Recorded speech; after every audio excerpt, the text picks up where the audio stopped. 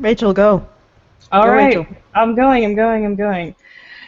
Human sexuality, beautiful and complex, is not without its vices, but in the modern world it has become taboo to question the sexual vices of women. In the minds of the populace, criticism and slut-shaming are one and the same. But the question becomes, can we truly have equality without accountability? We've got a wonderful show today, so many great topics, but first we're just going to pass the potato around. As you know, I am Rachel Edwards. I do the thing in the background. I also am one of the many hosts of Honey Badger Radio, especially here on Thursdays. And you can find my work at nuttynerdist@tumblr.com, and I will pass this wonderful hot potato onto Oliver. Take this potato. Take this potato from me. You take it. It's hot. It's too hot for me. It's so hot that it's rated R. Like, I don't know what the hell I'm saying. Hey, it's Oliver. I'm back again. Really vocal Gamergate proponent. I've got a crippling disorder that kind of messes with my day-to-day life, and I became an endurance cyclist to deal with it. And I also write books on stuff. So let me go ahead and pass it to Allison. Okay, I'm insisting on finding out what exactly you do in the background here, Rachel, because I'm feeling a little bit exposed and nervous. Well, you know, rogues do it from behind, Allison. Well, my name is Allison. I founded this thing, and right now I feel like I feel like one of those people who wakes up and wonders just one morning and says, "How the fuck did I get 3 kids?" And so yeah, Honey Badger Radio was originally my brainchild. Cocaine is apparently a hell of a drug, and I'm gonna throw this to Hannah. Take it away, Hannah. It's obvious, Allison. You were just walking down the street one day and you slipped and fell in a puddle of Honey Badger Radio, and there it is. I'm Hannah Wallen, and I am completely disorganized today and have no introduction at all for you guys. Sorry. So let's see, who hasn't had the potato? Has everybody had the potato? Except Brian, but I don't know if he's participating. I'm going to throw the potato at Brian. Catch! No! I'm terrible at catching. I mean, the only I can catch is a disease. Did you fumble the potato, Brian? Did you fumble it? 5-second rule. 5 seconds. Oh my god. I'm Does that count? But seriously, mashed potatoes. Does mashed potatoes follow the 5-second rule? Because it's yes. You mean you can actually drop a sloppy food like mashed potatoes on the floor and eat it, and it still follows the 5-second rule. But they mean something. They're important. Well, I don't want to go on too much of a tangent, but they tested it on the show Bullshit with Penn and Teller did, where they buttered bread, let it fall face down on a busy highway, picked it up and had a child eat it, and he was fine. And they left it down there for 30 seconds. So I'm guessing mashed potatoes would be okay for 5 seconds. I don't know. It depends on where it lands, I guess. I'll let moisture, Brian. I don't know, germs. If we don't expose ourselves to some, expose yourself to art, we won't be able to resist.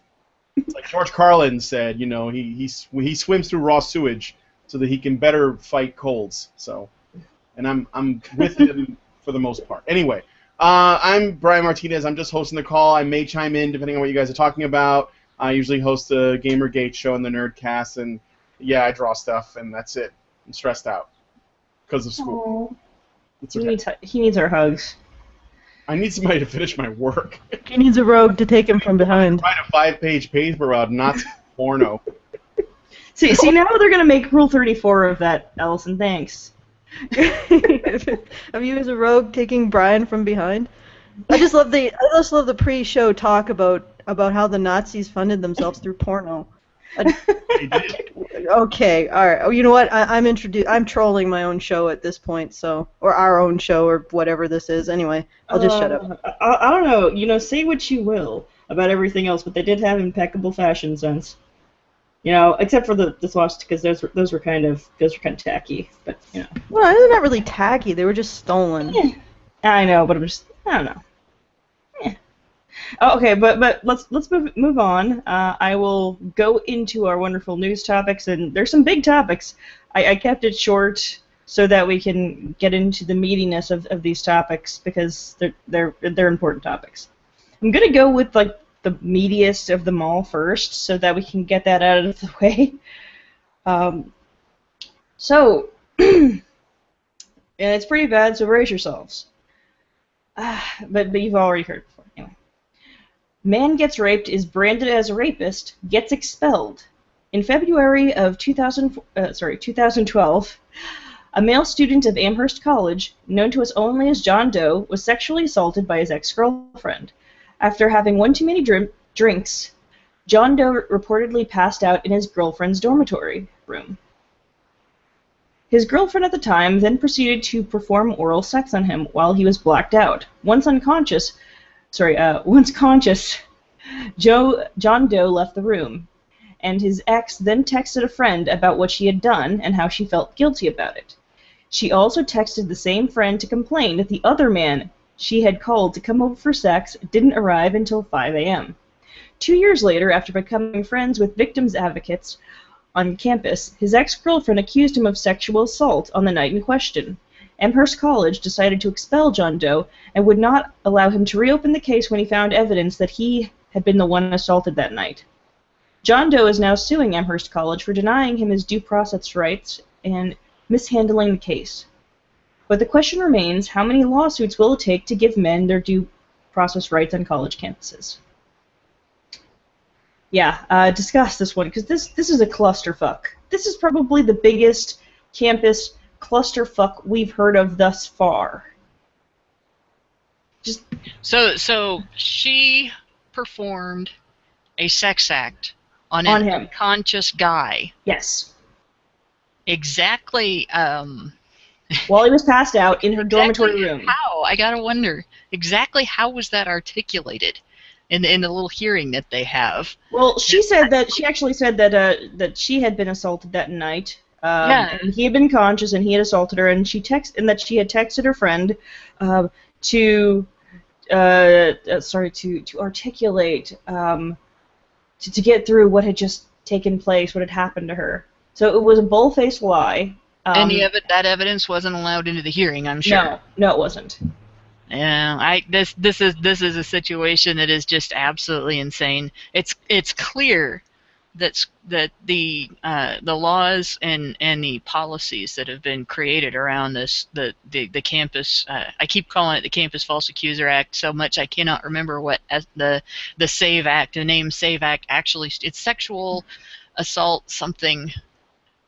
I don't know. Anyway, but yeah, right now the policies and all that it's clear that they are not to prevent sexual victimization, but to facilitate false accusations. Because every time we turn around, there's another news story like this, where it's not just a questionable accusation or a situation of he said, she said, where there's not really proof in their finding in her favor because there's not proof against his story, but that the actually evidence, exculpatory evidence, has been excluded and a ridiculous finding has resulted from it. You cannot argue that this is anything but a facilitation, a deliberate facilitation of false accusations at this point. Absolutely. And not even that, I mean, he was sexually assaulted. He was the one who had been sexually assaulted, and it's just, I'm speechless, really, when I hear this, that this can even happen. Someone take this from me. Well, it is something that you just really can't. It boggles the mind, and the fact that they didn't allow this evidence into the courtroom, evidence that she had actually raped him. They didn't allow that. They didn't even consider it, and it's something that it's like the only response is sort of like just being flabbergasted. What more do you do? What do you, at this point in time, what do you do? What do you do? Honestly, what do you do? What do you do with this society? I mean, I wish these people would tell me, because it's just looking at this is like, it's just incomprehensible. So what do we do? I mean, really, where does it go from here? Well, the worst part is that What's the story? right after she did that, she went and she slept with somebody else and complained to that same friend that he didn't show up until like 5 in the morning to fuck her, to cheat fuck her, basically. That's even, that should right there, even if there was a question of what had happened in the room, even if she hadn't admitted what she did, if that was the only thing she said afterwards, for her to be that quickly aroused, it would have made the whole case questionable in a real court. I mean, this is so full of wrong that it's hard to even know where to start. You know, I mean, the obvious place is that this guy was victimized twice. First by this girl, and then by the system that was supposed to protect him. You know, this system purports to be in place to protect both sexes, but here we have a rape victim, at least by the admission of the girl. We have a rape victim who has been not only let down and left unprotected by the system that's supposed to protect him, he was victimized by that system. Not in the way that feminists talk about when they say victims get re-victimized by the system that doesn't believe them, but in an even worse way, by a system that actually accused him and held him responsible, really responsible, for his own rape. You I mean, know, his life's been wrecked by this. I just read about that stuff today, and it blows my mind just right out the back of my head. How far do we have to go? How far does this have to go before someone goes, okay, maybe we need to put on the brakes here and look at this? A man that was not even consciously there and has been determined by everyone else to not even be consciously there, has something done to him, yet he's the perpetrator? Have we seriously gone this far? Like, one of the things I talk about with my wife, I say, you know, I'm so glad I met you a decade prior. I'm so glad that I'm married to you, because even something as simple as just the dating scene right now has got to be a terrifying prospect for anyone that's single. You don't know what kind of crazy person you're about to stumble into, and you don't know what kind of crazy stuff is going to come down on your head. And these people who do these types of things, they are not thinking about the long-term consequences of their actions. They're not even thinking about the long-term consequences for themselves. They're not thinking about the consequences for the other people that they're affecting.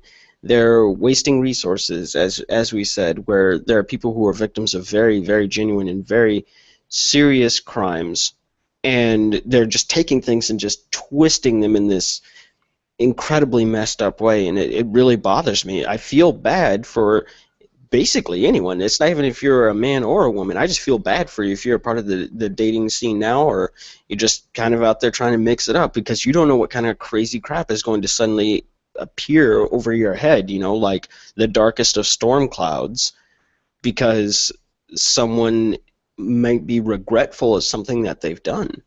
It bothers me a great deal, and I guess why it bothers me more is that I don't know what to do about it. But this kind of stuff has to come to an end. Someone is going to have to sit down and say, this is happening enough that it is creating a very real problem. It's something that has to be addressed, because where does it end? Where does this stop? And I can't see it. Well, I wanted to point out that there is a feminist scholarship, and I know, yeah, this is criticism of feminism, but they are the ones who control this particular social milieu.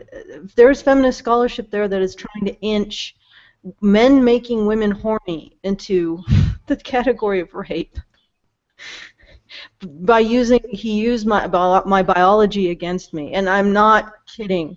It sounds like Poe. I'm not kidding. There's something out there, specifically a criticism of the mystery method in which Mystery, who's a pickup artist, suggests that men use playing hard to get in order to excite women to pursue them. And that was a feminist who read that or was looking at that method said that was using women's biology against them, because this method would incite a feeling of horniness or desire for sex in a woman, and then she might have sex, But because the man incited that desire in her, somehow it becomes him using her hormones against her to inflict a sex act on her. So for all of the years and years, decades and centuries that advice was given to women as a way of getting men to come after them, chase them, that you play hard to get to obtain, interest, that was okay. But as soon as men start using exactly the same method that has worked for women for as long as we've been discussing dating with our mothers and our daughters, then all of a sudden it's predatory. It's only predatory when men do it. It's perfectly okay when women do it. It's only predatory when men do it. I mean, how hypocritical. I have a.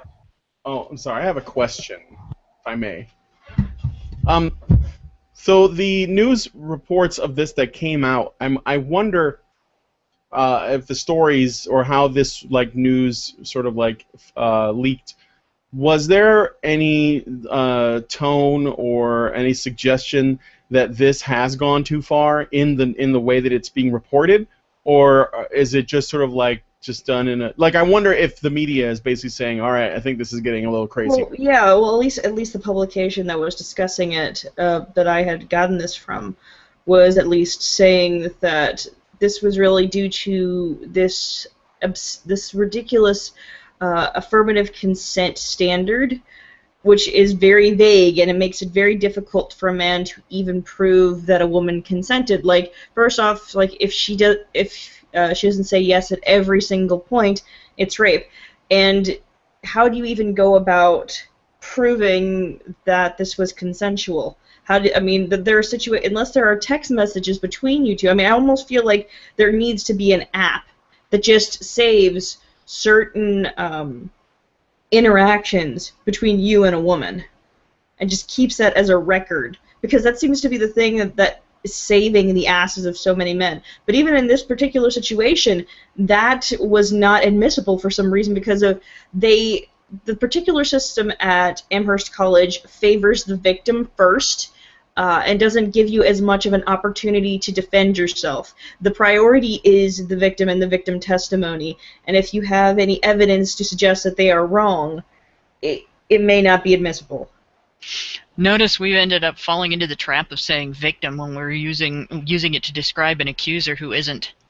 Well, no, I'm talking about just in general, victims in general But that's still just accusers. You're an accuser until you have. Well, what they alleged victims basically is what you should say. Yeah.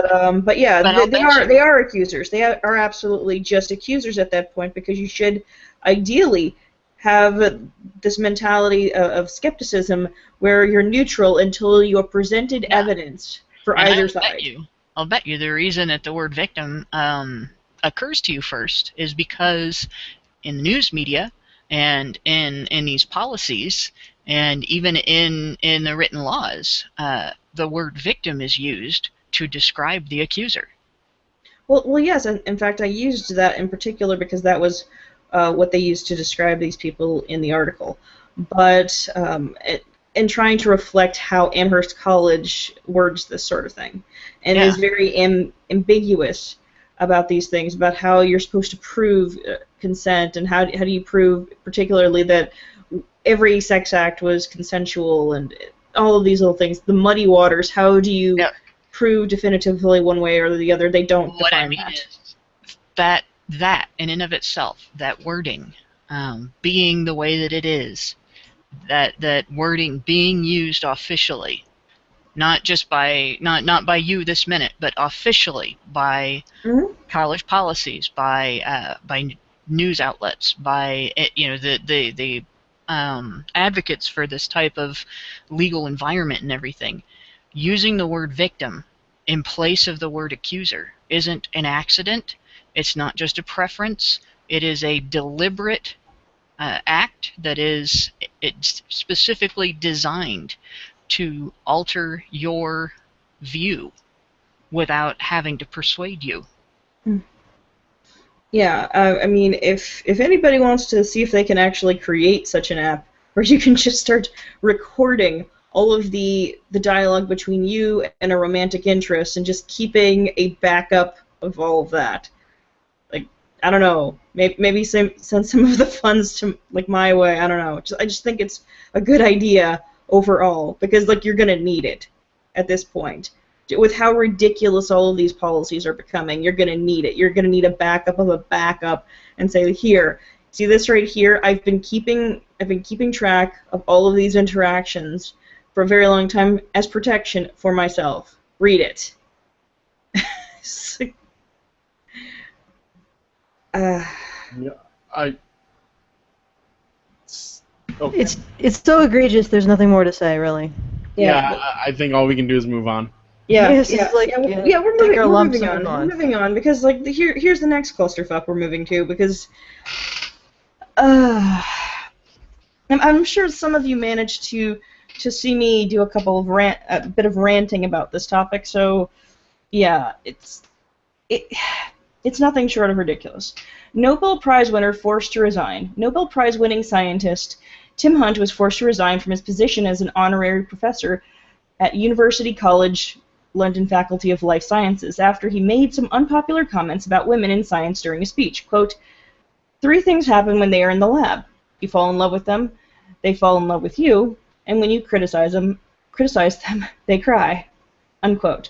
Angry gender activists took to social media suggesting that his comments were proof of widespread sexism in STEM fields, and that the environment was hostile to women.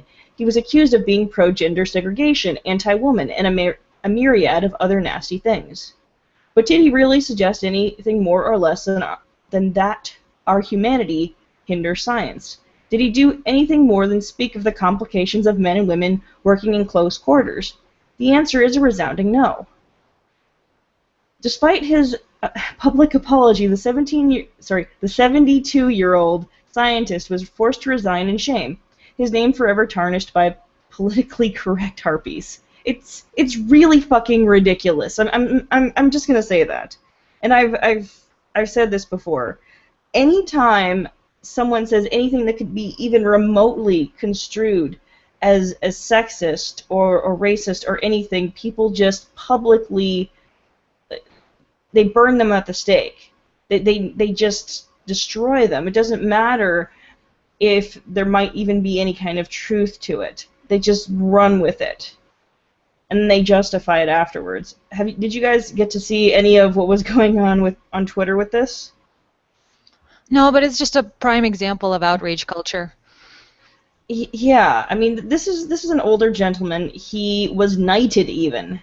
Okay, we're talking about someone who had been knighted. We're talking about somebody who won a Nobel Prize for science, and they're basically saying to people that we only want scientists that have the right opinions when it comes to their personal politics. When it comes to just even preferences, they have to have the right preferences, essentially. Well, it's beyond that. He's an older white male who's a Nobel Prize winner scientist, so that automatically is 20,000 strikes against him and the views of certain people.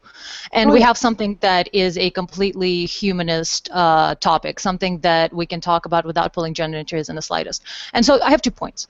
First point is that why is it completely acceptable to say that men are pigs and men don't have emotions and men are bad in this way and men are less than in this way, and that is completely okay and considered as, well, we're just being real and honest about what life is. But the second you mentioned the slightest thing about what might be possibly not perfect about women, we have an outrage campaign, and of course words like misogyny and patriarchy been thrown around left and right like they're monkeys with their own poop in their hands. So that is one point, that we're absolutely not fair in the way we treat what men say and what women say, and that is bringing gender into it. Why are we bringing gender into it? I'm so sick of talking about gender at this point because we do not need to talk about it in a lot of ways. We need to talk about rights that humans are not having. We need to talk about other things, but feminists and their ilk and the SJW types, the Morlocks, are obsessed with gender. And to bring up a show that I just recently watched called Broadchurch, they bring up quite a variety of interesting male-centric ideas that men struggle with. while also not bringing gender into it in the slightest. These are people that have problems, and the problems suck because of who they are and how society views them. And yeah, some of those people are men. And whenever the male says a comment to a woman like, hey, you know, maybe you are just a small town district sergeant, maybe, you know, that is your limit. And she replies back with, don't tell me what my limits are, without bringing gender into it. And he replies to her, yes, well, don't tell me to stay at home because I'm too sick. Don't dictate to me my limits. So just in the simple interaction, we have something that SJWs and Morlocks could have taken and run away with as a sexist, horrible, terrible, evil thing. But we're just so over it at this point. We know that it is entirely a ploy for control. They're bringing up these topics and being outraged over a flat ground. There's nothing there, yet they're looking deeper than there needs to be, and they are bringing up gender into things that are not gendered or sexist or anything. These are interactions of human beings with other human beings. Shit is not going to be perfect. There's going to be problems. We have to acknowledge that we're humans. We have to acknowledge the fact that we have instincts, that we have ways of influencing each other subconsciously. We have ways of triggering each other's anatomy, for fuck's sake. So we need to coexist in that world and understand who we are and what we behave like as human animals before we can start putting on these ideas of, oh, we're so high and mighty and we should not act like this and we should not act like that. Yeah, that's all well and good. Maybe you shouldn't, but let's face the fact that we are acting in this way, and it is because of our instinctual programming, and let's try to move on past that instead of getting stuck into this men are good, no, women are good, no, men are good. It's like, no, stop it, feminists. You are taking everything and turning it into a way to be victims of this other, and that other is almost always men, and it's never other women, and that is bullshit. It is absolute bullshit, and we're sick of it. I'm personally not going to buy into it anymore. Anytime I'm going to hear a feminist talk about gender or patriarchy or misogyny, I will just laugh in their face, because at this point we know it's a control mechanism.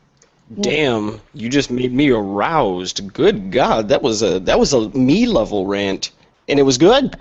I feel we have more not gooder. even begun to fucking rant on this topic. We have not even That was amazing. begun. I'm like, oh. We have not yet begun. You want to See, go you out? guys, I'll just have to be a victim for a second and tell everyone that my wallet was stolen just earlier. So I'm not my normal cuddly, let's see the best in everyone's self today. No, So you there brought might it be out. more rants coming out. Yeah. Tell them.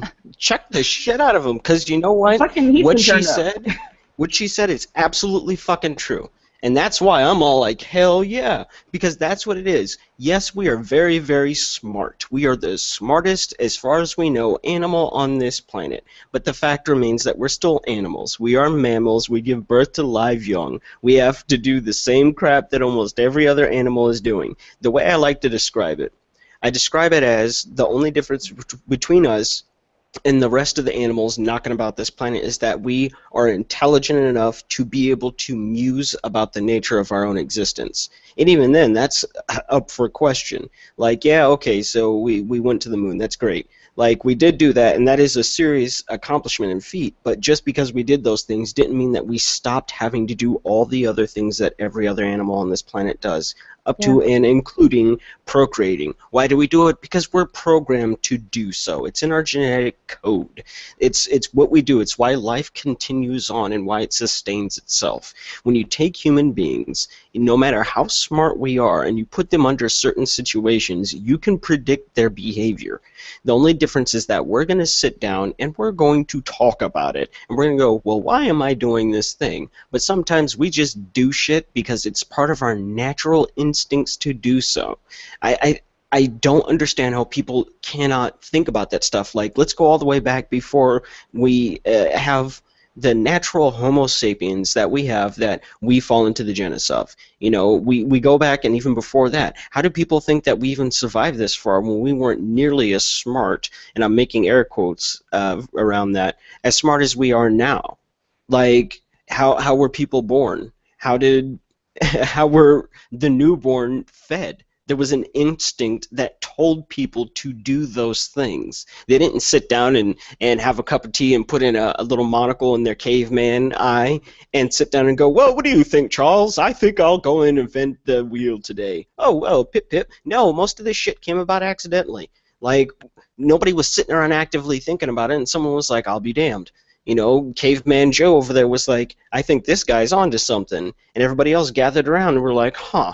You know, it took a long time to develop the things that we're doing, but I keep looking at what feminists radical feminists, I have to make sure I make that distinction, try to take all these things, these biological functions, and they try to remove them, and they try to discount them. They're trying to remove themselves as a part of the human race as far from the animal part as they can. They're just trying to remove all that, and you can't. We do things for a reason. And one of the things that I think, I mean, especially it influences my writing, is understanding the animal nature of people, and it helps to put things together. It helps things to make sense. You cannot remove that part of humanity, or else we're not really human. That's part of us. We are very, very intelligent animals. We're smart enough to rule all over the rest of the animals on the planet, but even then, there's limitations to that. And I think that's frustrating. As soon as we stop trying to make ourselves more than what we actually are, I think we're going to start seeing far more productive conversations about this stuff. But you cannot separate the two. Human beings are animals, and human beings are smart. Human beings are very intelligent animals. Well, I think the interesting thing here is that there are so many women who behave badly, and people are so readily willing and able to forgive them. Like, people are willing to forgive Lena Dunham for lying about her rape and outright denying it, and they're willing to forgive her for, having, like, what could be construed as child molestation in childhood with her sister, and just speaking almost admirably about it, like, this is what happened, and that was cool, that was okay. But if a man says something about women in STEM, a man who has accomplished a great deal, who has probably accomplished a lot more than any of the women who are bitching on Twitter about it, no, it's like, you say one thing, you're poison. We need to toss you out. You're an old man with old ideas, and you need to go. And it's completely ridiculous. People have this idea that there is such a thing as the perfect genius, that there is such a thing as somebody who is perfect ideologically. And I want to present them, those particular people, with a truth that they may be uncomfortable with, because here, think for a moment about the number of women in STEM in Middle Eastern countries. Now, a lot of them are going to be, they're going to be Muslim. And a good portion of those people are anti-gay, meaning and when I say anti-gay, they believe it's a sin. Like, they are not in the least bit tolerant of homosexuality, but you're not going to kick them out for their views. You're also not going to kick out any of the radical feminists in STEM who might be anti-trans. You're not going to kick those people out for their opinions either. You're going to kick out specific people who just happen to fit this idea in your mind of who is a patriarchal shitlord. So it's okay for him to say, for these people to have their unpopular views, their problematic opinions. But this man, who was even just talking about his personal experiences and wasn't necessarily talking about, he wasn't necessarily suggesting that women were incompetent. He was suggesting that they were human. He was suggesting that there's something about when men and women get in close quarters that it can mess with the scientific method, and that's the whole thing. The scientific method is built around helping us deal with our own humanity, because there's a great deal of human error involved in science, because we are not perfect. We're not by any means perfect. We have biases, a lot of them. And the scientific method is supposed to help us to get beyond those biases and get at the truth, get at the raw data, and find out what's really taking place. And when you have things like office romances and drama and things like that, that can distract away from trying to get at the truth of that. I could take this in a different direction. Not everything that you said was spot on, but I want to mention something else simply because it really stands out to me. Feminists respond to men's outward display of emotional responses that women don't identify with by calling them toxic masculinity. Your feelings are bad. They're all about men displaying emotional responses that women do identify with, but they don't deal well with men displaying emotional responses that women don't identify with. And because of that, they really have no business bitching about a man talking about how a woman's outward display of an emotional response that he doesn't identify with being a barrier between the sexes that needs to be overcome, which is essentially what he has done. He said, it's hard to work with women because they have this thing that I don't identify with, this outward emotional response that I don't identify with, and it makes it difficult. It's a barrier between the sexes in the workplace that needs to be overcome.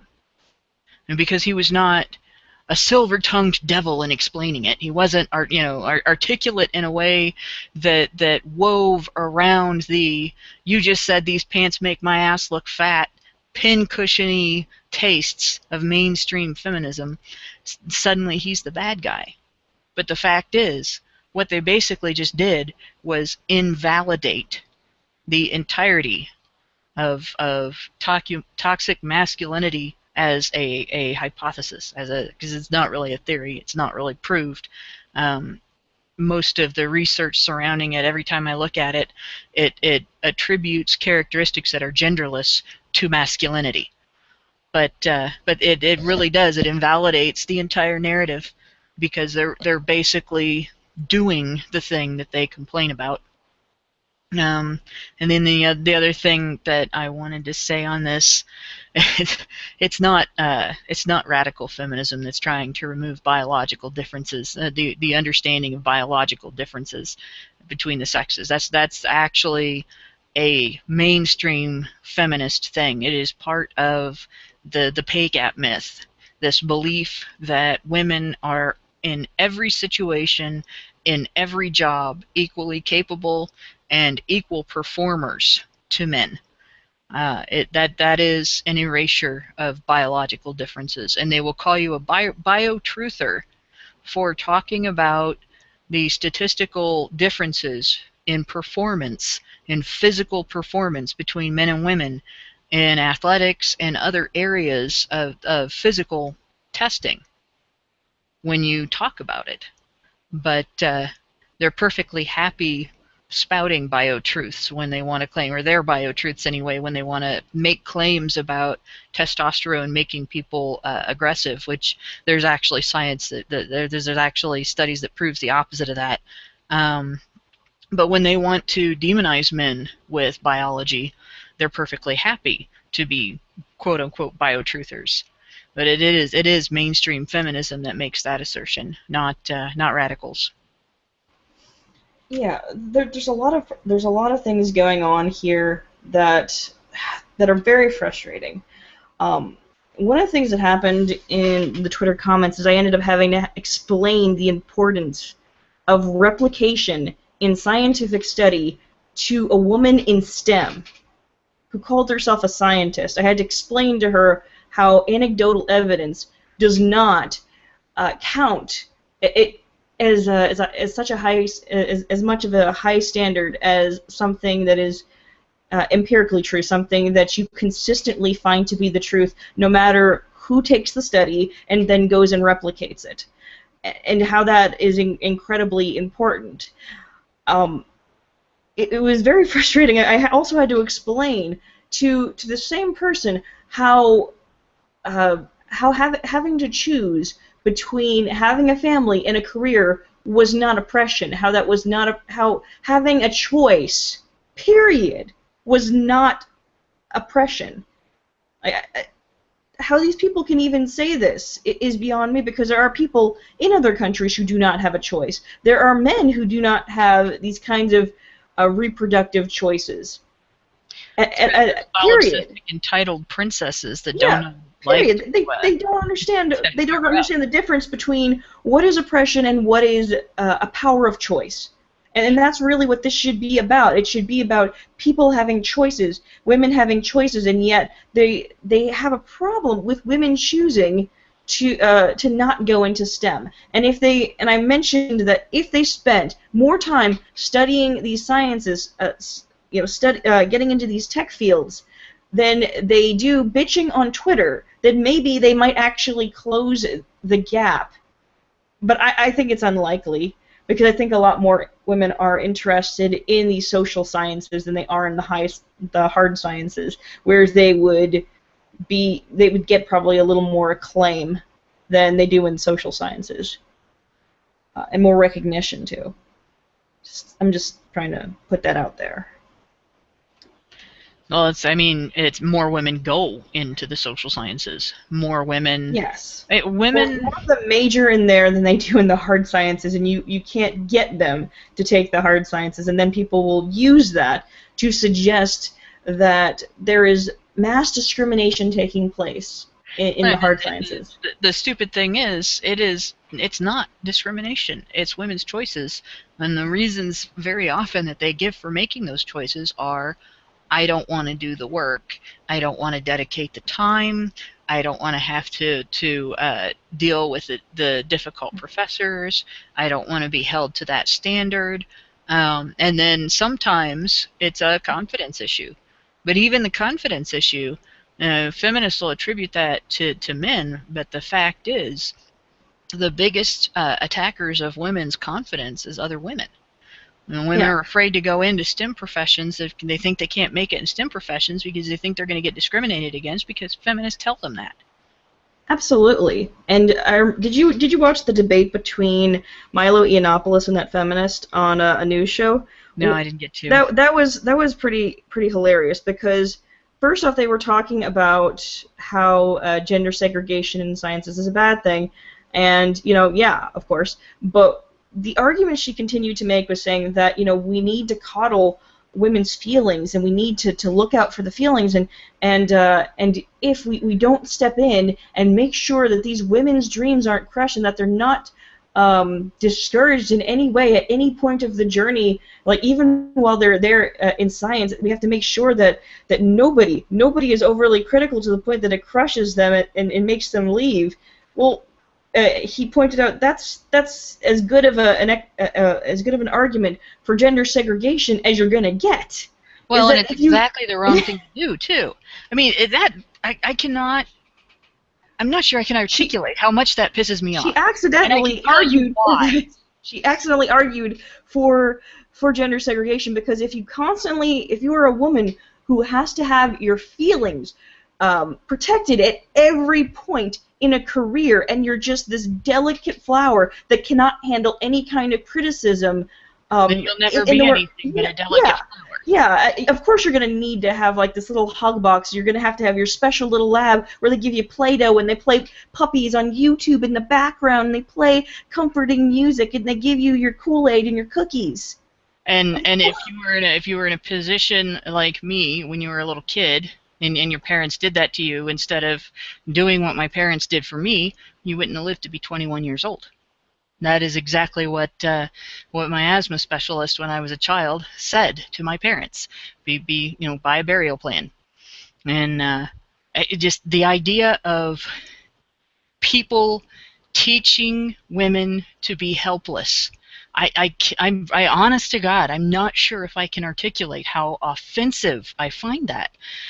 And it's not just because of what I had to do to survive, and I wasn't told you have to do this to survive. I was told you can do this, you can tough this out, you are strong enough to handle this, show us what you can do, and run harder, run faster, try to see if you can make it more steps before you slow down to walk, see how long you can go before you use your inhaler, sprint at the end of the cross-country race in the middle of an asthma attack. And I did. I would finish it was a 2.8 mile run in junior high and a 3.1 mile run in high school. And I continued it until my photography became important enough to me as a profession that I had to choose between the two. But I'd get to the last couple hundred yards, and I would be having enough of an asthma attack that you could hear me. Like literally hear me coming, to the point where there was a race where I just needed to beat one girl for us to move from second place to first place, and beating one girl was a lot for me. I usually came in last, and I'm running up behind this girl, and there's the whistling sound, and it's almost like somebody sawing wood. And I come up behind her, and I'm running all out, and I'm stretching my legs as far as they can go.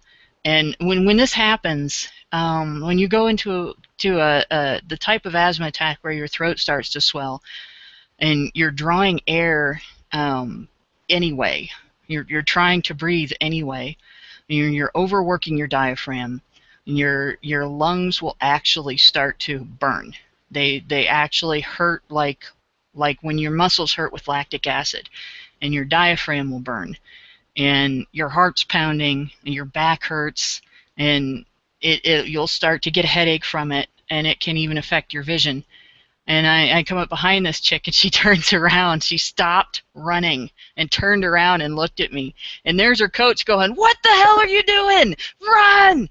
And I passed her, and I beat her. And I remember this for two reasons. I did that, and then I blacked out.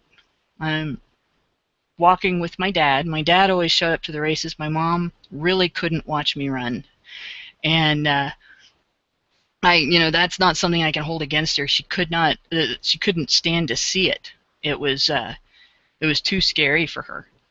And I guess it's the difference in emotional constitution between men and women. This was how my father protected me, and it was something that my mother would have been more inclined to protect me from. And to allow me to be able to do it, she had to stay away. But yeah, I blacked out and kept walking or stumbling, and I came to with the coach asking my father about it, and he was like, he had been trying to talk to me, and I didn't answer him, and Dad said, "She's unconscious. You have to wait." And he's the one that was there with my inhaler, because if I would black out like that, he'd have to use my inhaler for me. He'd have to put my inhaler in my mouth and puff it so that I would get the medicine, so that the asthma attack would settle down, and then keep me walking so that I didn't, cramp up, and so that I was able to continue breathing. This is challenging a person to better themselves. This is what it takes to build a person up. If I had been told, you can't handle this, it's okay to wimp out because it's hard, we understand that you can't do this, we understand that it hurts, and you can just sit on the sidelines and don't worry about it, stay inside and sit in the air conditioning and don't run, I wouldn't be here talking to you. I would be 6 feet underground in a hermetically sealed coffin turning into liquid. And that is, it just blows my mind that there is a whole ideology centered around putting women's spirits into those coffins. The idea that it's acceptable to push crippling attitudes on women. It just I can't tell you how offensive that is without telling that story. They're pushing the idea that women should never have to deal with any kind of criticism. And here's an interesting thing. Because science isn't always going to give you a truth that is going to be politically correct. And that's something you're going to have to deal with. And so I just imagine these overly offended feminists in STEM like being faced with an empirical truth and just burying it because they can't deal. Because, that simply can't be right. And that's something that fucks with me. It really, really does. To think that they could put us behind a discovery because of their whining, because of their mentality that everything needs to be catered to them. It's this mentality that everything should conform to them instead of them conforming to a situation. It's kind of like Bruce Lee, be like water. Instead, they want everybody else to be like water, to conform to them instead of the other way around. They don't have this mentality, and that's why if they're are people who are listening who are women in STEM, if there is an aversion to women in STEM as a whole, if there are your male colleagues who are keeping you at arm's length, who are passing you up for opportunities and things like that because they just don't know you that well, they don't know if they can trust you, it's because of these specific women who come into this field and they are overly sensitive and they're little princesses who will start shit and who will do this kind of thing and publicly shame a man if he seemingly steps out of line. If it even smells like sexism, they'll put his head on a pike, a metaphorical pike, and then they'll just kind of dance around on the body. That is exactly what will happen. So that's why you're at arm's length. That may be why you're not moving up. Because if you're a high risk, or if you're perceived to be a high risk, if putting you into a position of power might mean some lawsuits, are they going to risk it? And you have feminism to thank for that. You really do. At least the current way that it's going. Is it time for a topic shift? All right, there we go. Yes, sorry. I got a little bit ranty. I know. That's okay. But Just saying. Yeah, it's okay. Yeah, it's okay. It's short. Don't worry. We got about 2 topics left. They're not so out there that we can't deal. But okay, Lauren Southern goes to the Toronto Slutwalk. Did you guys watch this one? Before I go into it, I think for those of you who haven't, look this up. It's on The Rebel. It's a news site, so definitely go look up the video because Lauren Southern has interacted with the members of the Slutwalk. But here we go. Lauren Southern, a political commentator for The Rebel, recently paid a visit to Toronto's annual Slutwalk. Being a critic of modern feminism, it went about as well as you would imagine.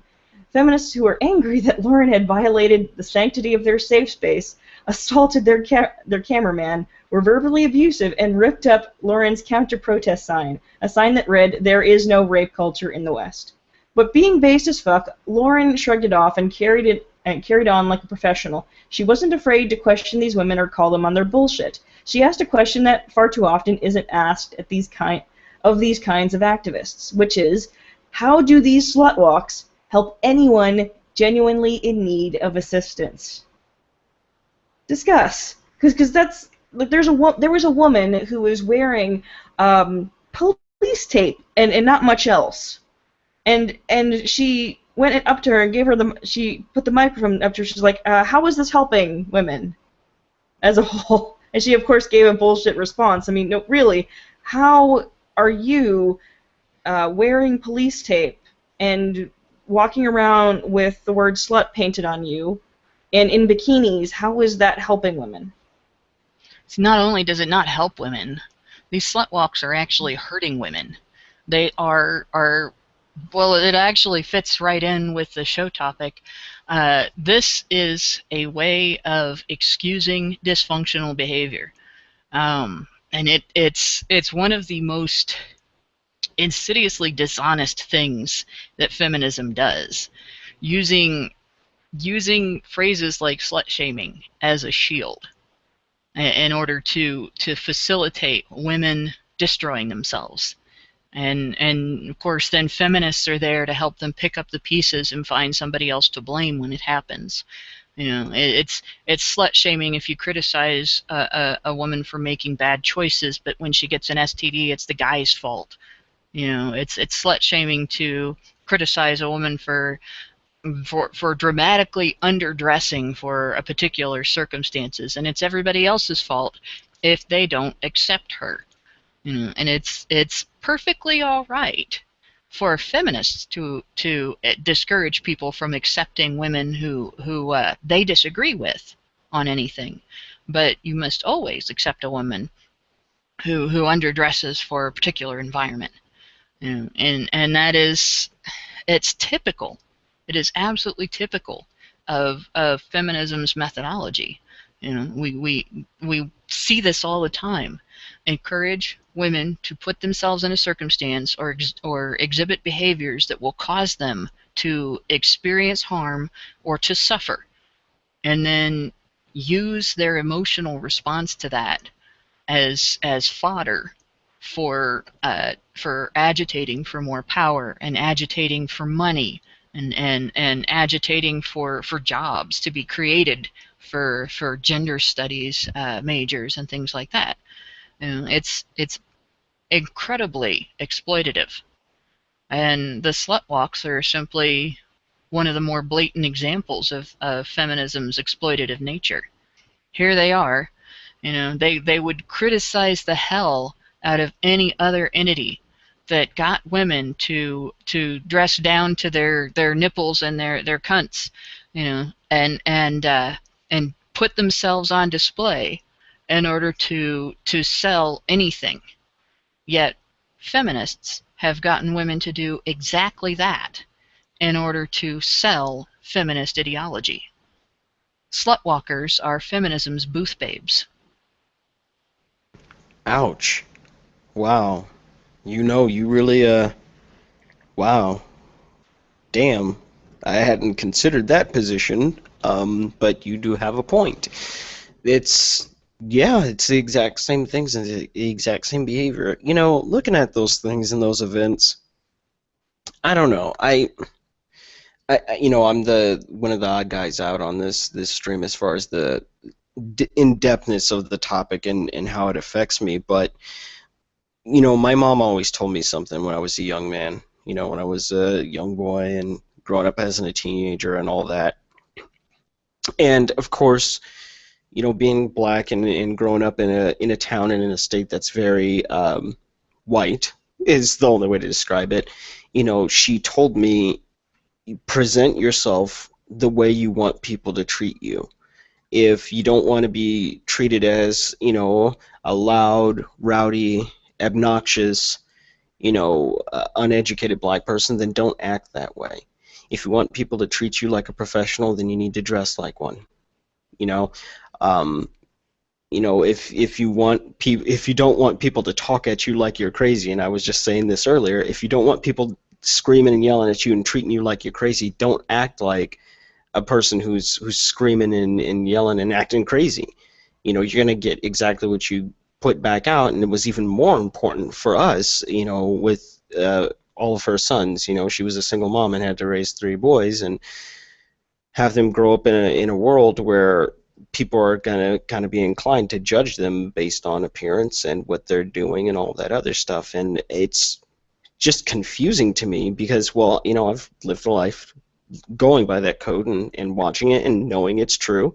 The person who walks into a job and is well dressed and well spoken is going to be far more inclined to get that job.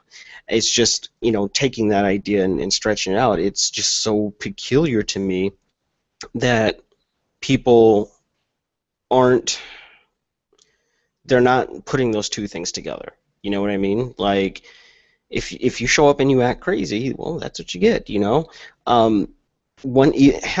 take that and I apply it to everything.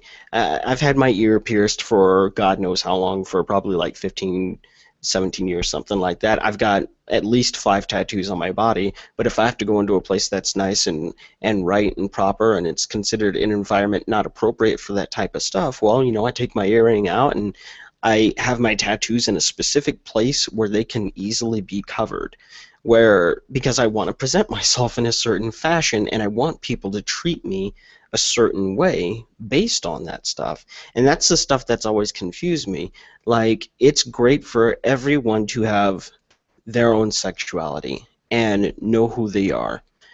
That's just it. Because what you're doing in the business or what you're doing in the bedroom is between you and whoever you're doing that with.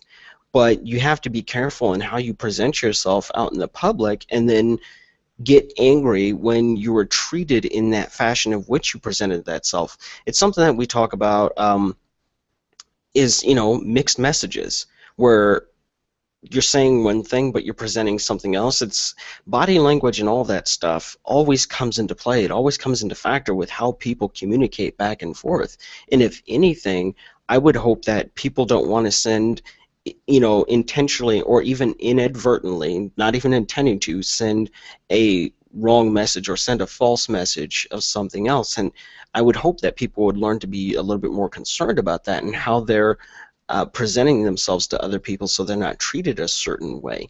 Now, I didn't say, and this is the most important part, I didn't say it's right for people to treat them that way based on that. I'm just saying that's what happens. Well, and professionalism is not something that there's no gender to it. There's no race to it. There's not even an age to it. In fact, when I was 15 years old, I started working for the local newspaper in my little community. When I dyed my hair purple for a costume and it accidentally turned out to be permanent, as a 15-year-old, to be taken seriously working in a professional environment, I couldn't go in there with purple hair. Especially, this wasn't, like how some red hair dye looks purplish because it's not well done, the take-home kits and everything. This was Kool-Aid, so it was purple, and in the bright light you could really see it. I had to go get oh heck, I can't remember what it's called. Loving Care, I think it's called. You put it in. It's a cover for gray hair, and I got the brown kind because it toned down the purple and made my hair just look really dark brown. And it wasn't because there's anything wrong with having purple hair. It was because I wanted to communicate to the people that I was working with that I was serious about being there. And everything that you do, like Oliver said, everything that you do, that you do to your appearance, communicates things about yourself. It's the whole reason why people color their hair, or put on makeup, or pick specific colors and styles of clothing. There would be no, if there wasn't a point behind doing those things, we wouldn't probably even have clothing styles. There would simply be, this keeps you warm. This keeps you from chafing if you ride a horse. This keeps you from getting whipped by trees when you're going through the woods. There wouldn't be clothing that has anything but utilitarian purpose. And for feminists to try to ignore that with the slut-shaming thing. We'd all be wearing onesies. I'm just wearing this because I like it. It doesn't have anything to do with an image I want to present. It's bullshit. It is such utter bullshit. There is really no sense to it at all. And they've got no business pulling that shit. Especially when they are the largest group out there dyeing their hair purple and talking about armpit hair, growing out your armpit hair to show that you're not owned by society and stuff like that. It's you can't have it both ways. Either that stuff has meaning or it doesn't. And if it doesn't, then there's really no point in having it anyway. Or you're owned by, instead of a large group, you're owned by your own tiny little subgroup that is telling you how to be and what to behave, and the second you don't do what your little subgroup wants, if you break the image of a feminist porn star or whatever it is, then they will turn on you too. So if you decide to shave your armpit hair, then the tiny little group will not allow you to be an individual. They claim that it is to be an individual, and yet it's just the same old hot topic stamped out thing. Yeah. Well, so do we want to go into the main topic or go into... Actually, you know what? I think this will actually play into all of this. I think our topics right now are going to really just segue really nicely into the main topic, but I think this is going to be a minor little thing to mention. So we've got Jerry Seinfeld on political correctness. Recently, comedian Jerry Seinfeld spoke out against the extremely politically correct environment of modern college campuses. He explained that he no longer did college tours because students these days are more easily offended than they had been in the past. Quote, "That's racist, that's sexist, that's prejudiced, but they don't know what they're talking about. To me, it's anti-comedy. It's more about PC nonsense," unquote. You'd think that people could understand what he was getting at, but instead, several news sources blasted him, saying that he was describing a generation gap he didn't understand, that he didn't understand the meaning of political correctness, that college students are entitled to their own preferences. While they may be entitled to their own preferences, they aren't going to allow some students to have differing preferences that might not be of a politically correct nature by protesting them. This isn't about preference, it's about the perpetually offended getting to choose what comedy everyone gets to see. How long before they move the goalposts past the point of no return? How long before good comedians are harassed for being edgy? Oh wait, we're already there. We're already there. We're there. I mean, didn't they protest Bill Maher not long ago? It keeps being a thing. Like anytime anyone has the audacity to go on a college tour and actually be a decent comedian, there's always like some group that comes in and protests them and says like we don't want this on our campus, but they don't consider the people who might want them there. Well, part of it is the college environment as well, because, for instance, we have Bill Burr, who is an extremely controversial comedian, in my opinion. He's fantastic.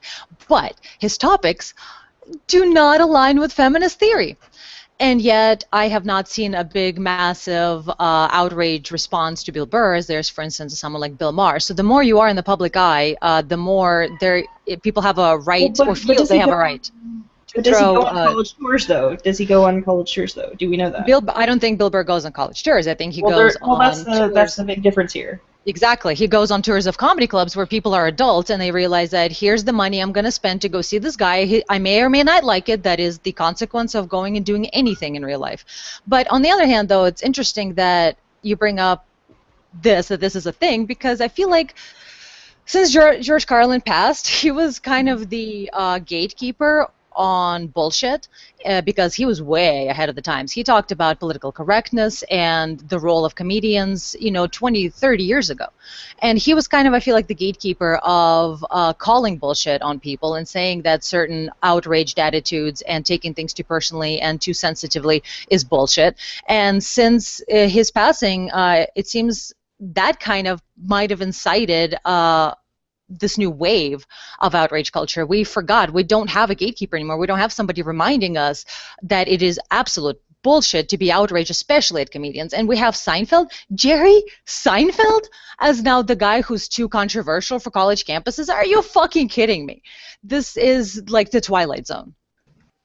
We need a George Carlin back. I was just going to say, we do.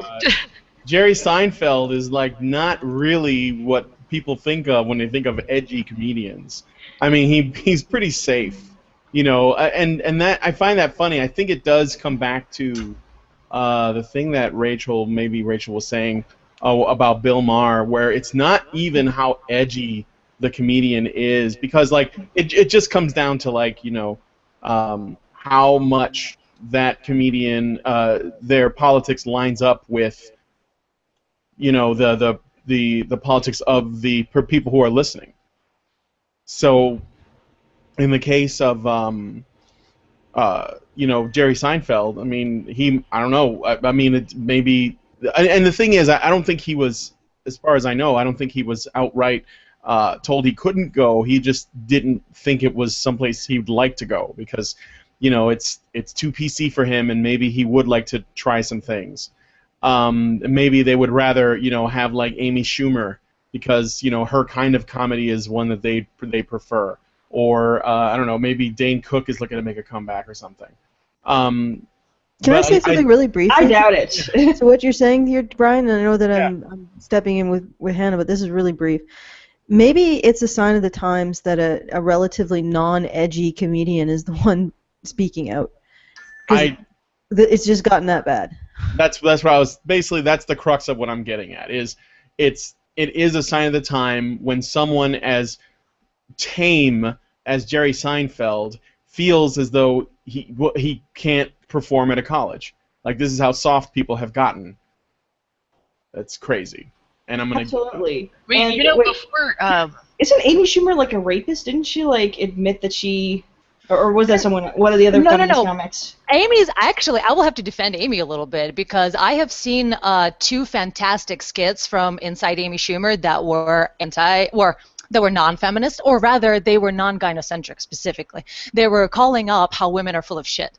And one was about compliments, how women react to compliments, and the other one was, I don't quite remember what the other one was, but it was really cool too.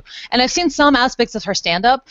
yes, she's not a best, most perfect person ever, but she's upfront with the fact that she has issues, that women are shallow, or her in particular, or that she dated this one particular person and then she described that she might not be the most enthusiastic person during sex. And like, so she actually comes up with things that show the fact that she's flawed and that women are not perfect. Now, I've seen some other aspects from specifically the Comedy Central show, and you never know how many authors and writers are working on it. So obviously there were also extremely feminist aspects there, but from what I've seen in her comedy, she is not gynocentric as much as other female comedians. And also, she had a bit, in fact, maybe that's what you're thinking of. I'm not sure what she came out with in terms of her actual confessions, but she did have a bit in a comedy special I watched last night, Women Who Kill. Only she was any good. And you have her talking to a male sitting in the front row, asking him like who he is and all that, and then bringing the camera to him and saying, look at him, I mean, I would totally let you date rape me. And so, and she kind of, so that's kind of a fuzzy zone, right? What is she saying? Is she being funny and serious, or is she kind of saying that guys date rape? And I could tell the man was actually really uncomfortable because she was basically calling him a date rapist, because she was like, oh, is that how you two met? Later, because she herself felt unconfident about the fact that she was hitting on this guy for like 10 minutes without him responding. She was just like, oh man, I would let you date rape me, like right now, like let's go. So she definitely takes feminism with a grain of salt, and she does not treat it as a holy thing on a pedestal. She actually allows herself to poke fun of it and poke fun of herself, which I find to be extremely refreshing in female comedians. You know, what I had started to say was before Jerry Seinfeld said what he said, Chris Rock said the same thing. He doesn't do colleges because they can't handle him. And you know, when I first heard that, it actually kind of broke my heart. Not so much for the comedians, but for the students. And it actually, that hits home in a completely different way. I went through a time period where I was very mentally messed up because growing up with the asthma problems I had to have a cocktail of medicines that caused similar symptoms to bipolar disorder, with being heavy on the depression and heavy on the anger issues. And one of the things that got me through that, I mean, medicine does help with stuff like that, but it's nothing by itself. You might as well be taking M&Ms as serotonin reuptake inhibitors if you're not on some sort of other pathway that helps. And comedy is a lot of what got me through some of the worst situations in my life with respect to the depression. Not so much engaging in it, but partaking of it.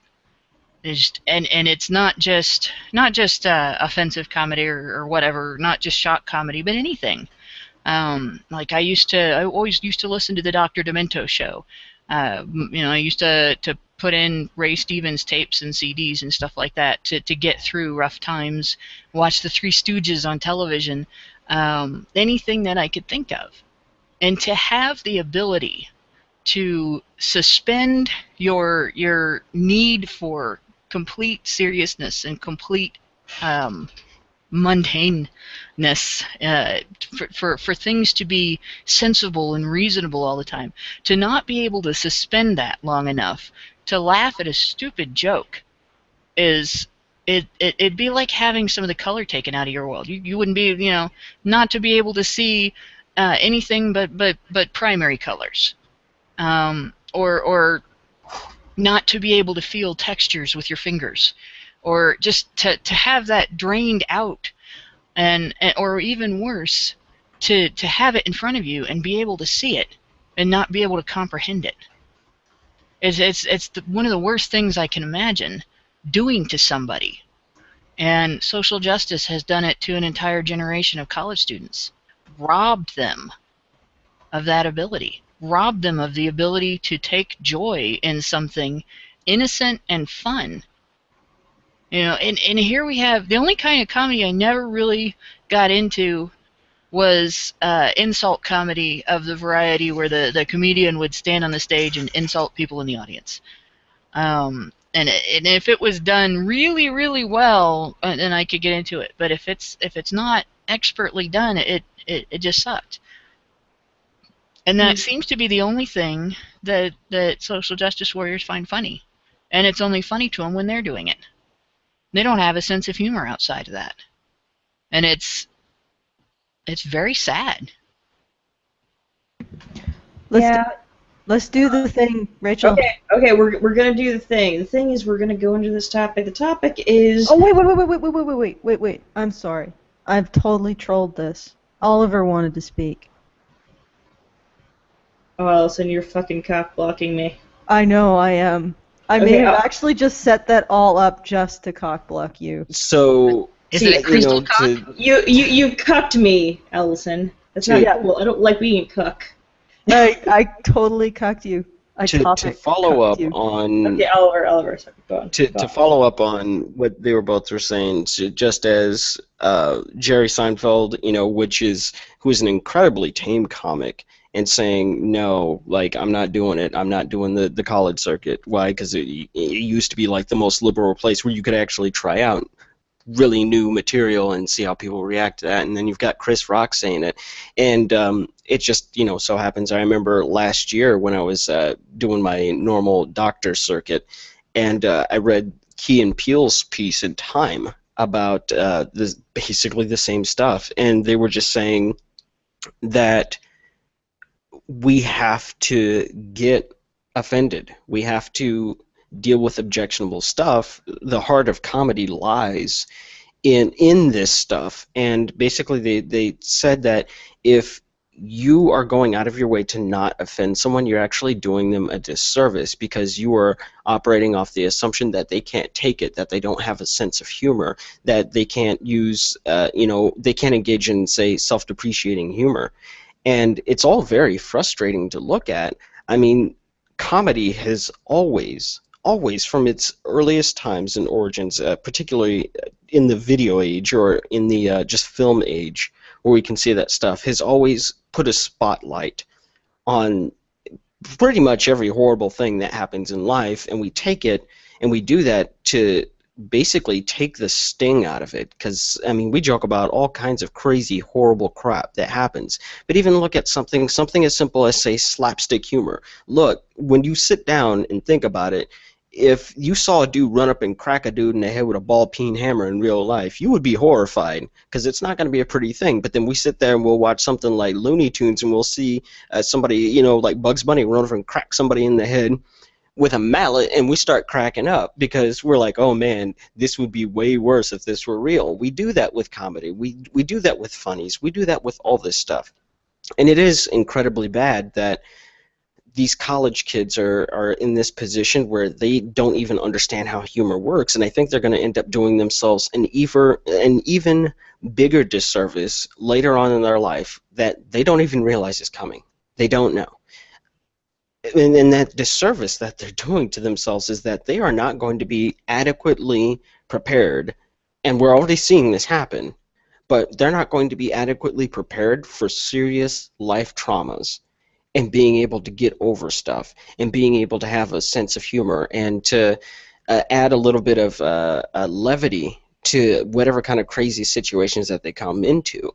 They not only do they not recognize humor, do they, they completely shun away any kind of, counseling services or, say, mental health services, and they basically wallow in their own angst and hate. I don't know if these people are going to make it. Like, I think we might have a serious crisis on our hands because so many of them are going to break down.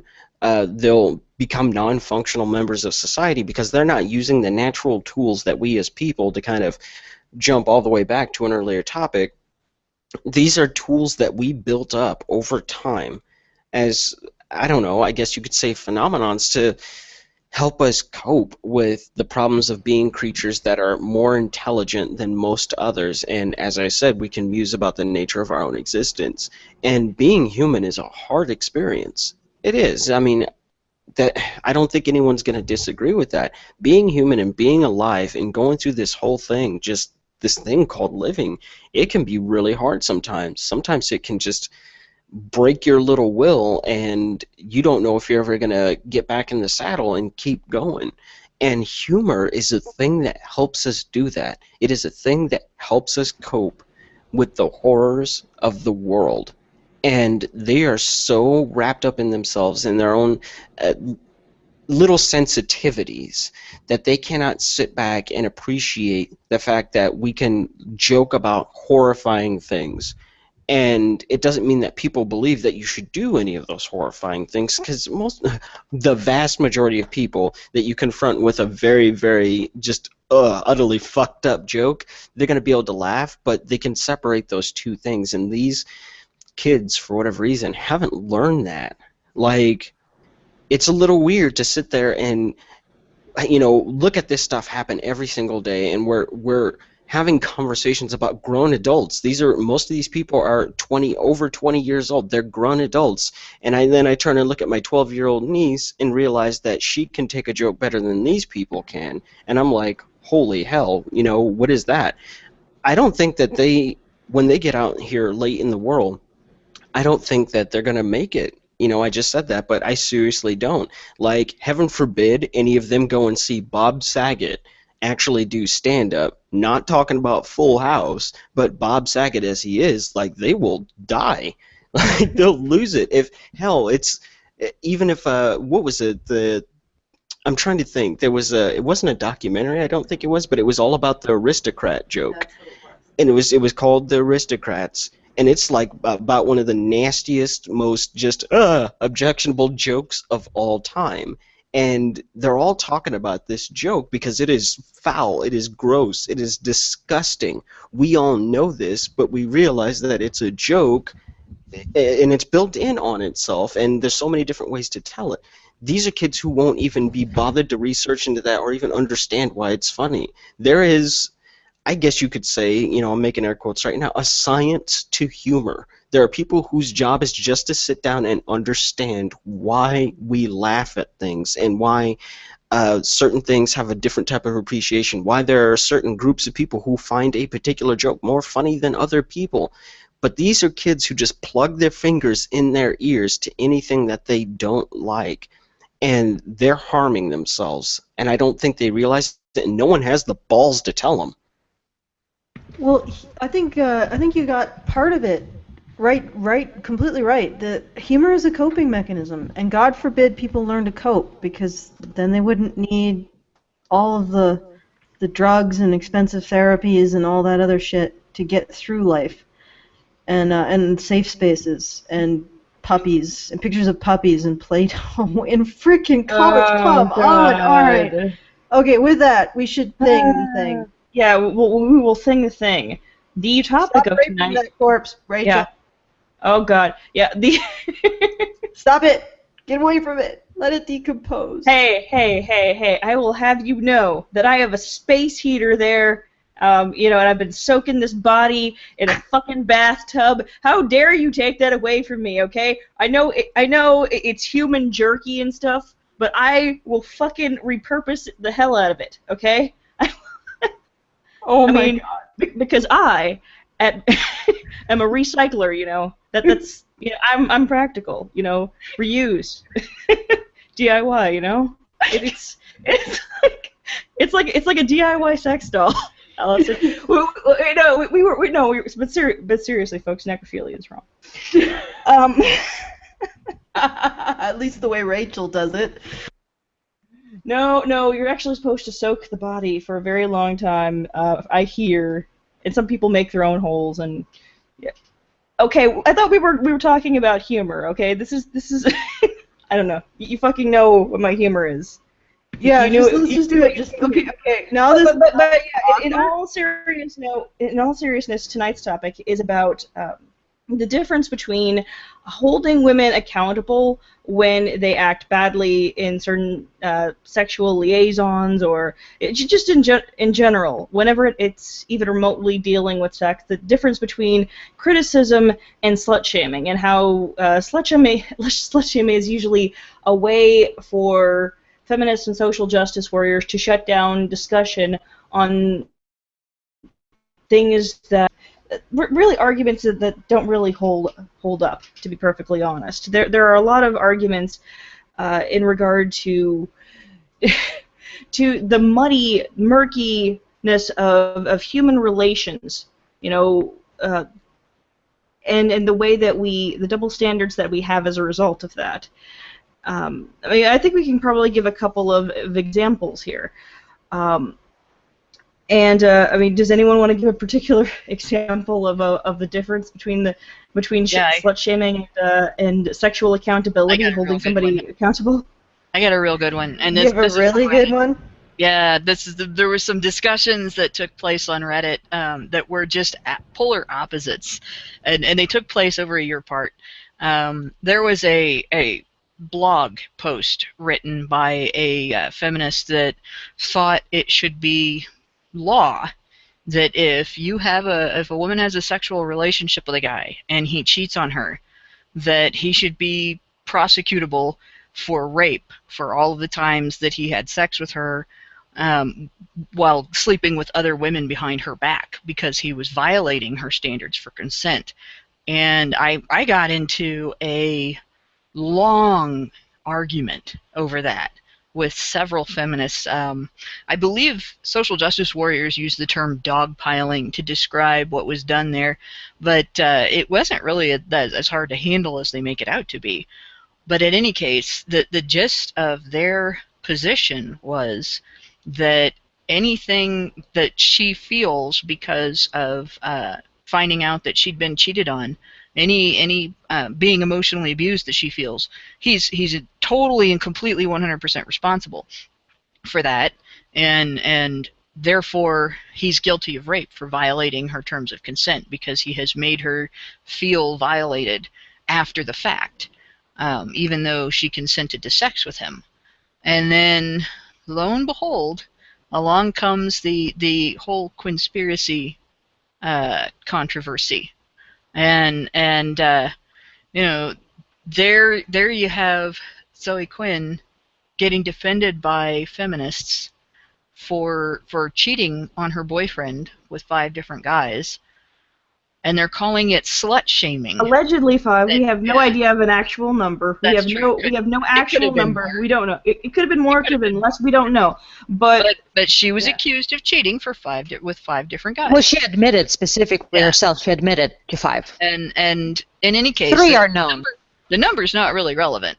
What's relevant is here the same ideological group that came out to defend the writing of a woman who claimed that cheating makes any sexual encounter that you have had with your partner rape when it's a man who cheats, was defending a woman's right to not be criticized for cheating and lying to her partner about it and gaslighting him, not just lying to him like, oh, you know, I didn't do anything and I'm not admitting to anything, but outright gaslighting him to prevent him from criticizing her and holding her accountable for her behavior.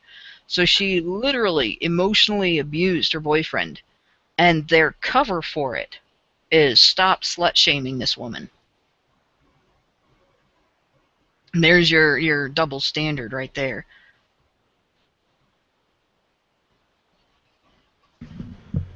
In silence. Well, I think we got met with silence because I don't think anyone disagrees. It is a double standard. I mean, we've been dealing with a certain type of person, you know, radical feminists or gender feminists or whatever you want to call them. Like, we all know who we're dealing with, and even those people that are referred to as social justice warriors, and their entire premise is just built on fallacies. Just everything they do is built on a great deal of highly egregious fallacies.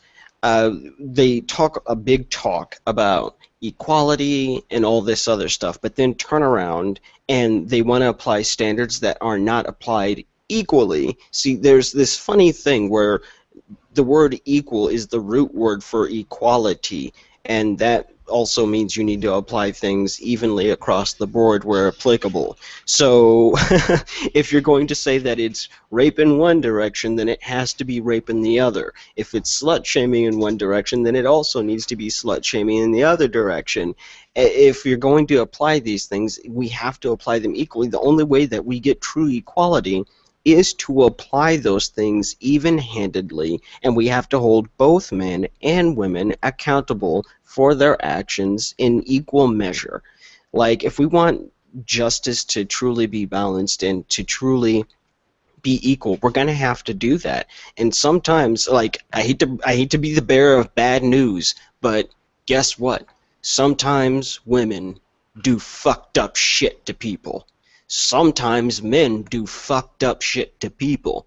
It doesn't matter. They just do fucked up shit, period. Like, they don't even care who the target is. It's just that they might get a wild hair up their ass and they might go do something horrible and show bad character. But I think one of the things that we're going to have to stop doing in order to start having a balanced conversation and applying these equalities in equal terms, just like the original feminists, where we're like, wait a minute, we should have the right to vote, and here's why, and then everyone's like, damn, they got a point, let's do this. Like, that's how that went down, cut down, of course, but nevertheless, what we're going to have to do is we're going to have to stop looking at women as incapable of having malice and just being maleficent in general. We're going to have to stop looking at them as if they are completely holy and can do no wrong. Like, when you're talking about that stuff, and it reminds me of, I think it was just a couple of months ago, there was a guy, I want to say it was over in Europe that it happened to, where he and his wife, his current wife, had gotten into a disagreement. It was his dead wife's birthday.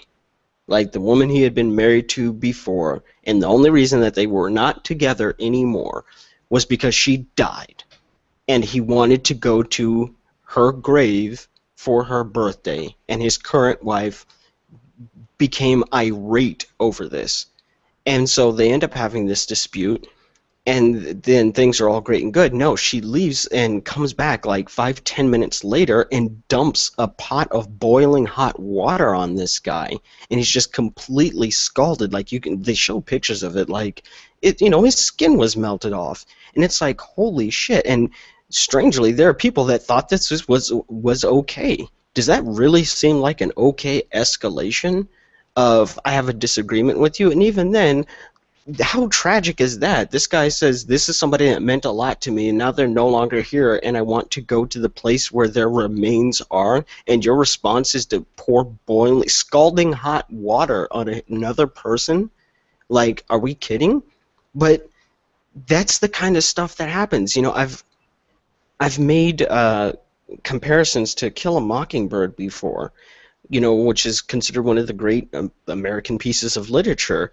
And that entire story is about, or the court case contained within it is about someone making a false rape accusation against a man, and then getting, caught up in the whole concept, I'm making air quotes again, of slut-shaming, things like that. And it was such a huge lie that people were willing to let someone die behind that lie for no other reason than, well, you felt ashamed of what you did.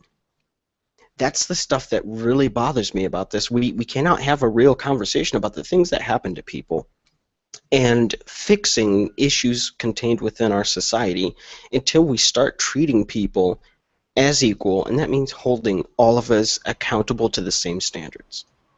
Well, there's a lot of things going on here that are particularly ridiculous. For example, one of the most recent accusations of slut-shaming that I've heard, we're getting a little bit of an echo. Oliver, if you could mute. Hello? All right. So, yeah.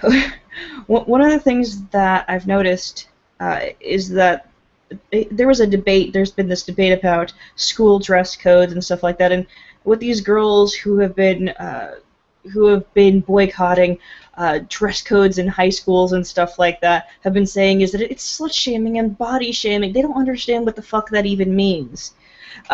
You're basically trying to say that I'm not responsible for my own actions.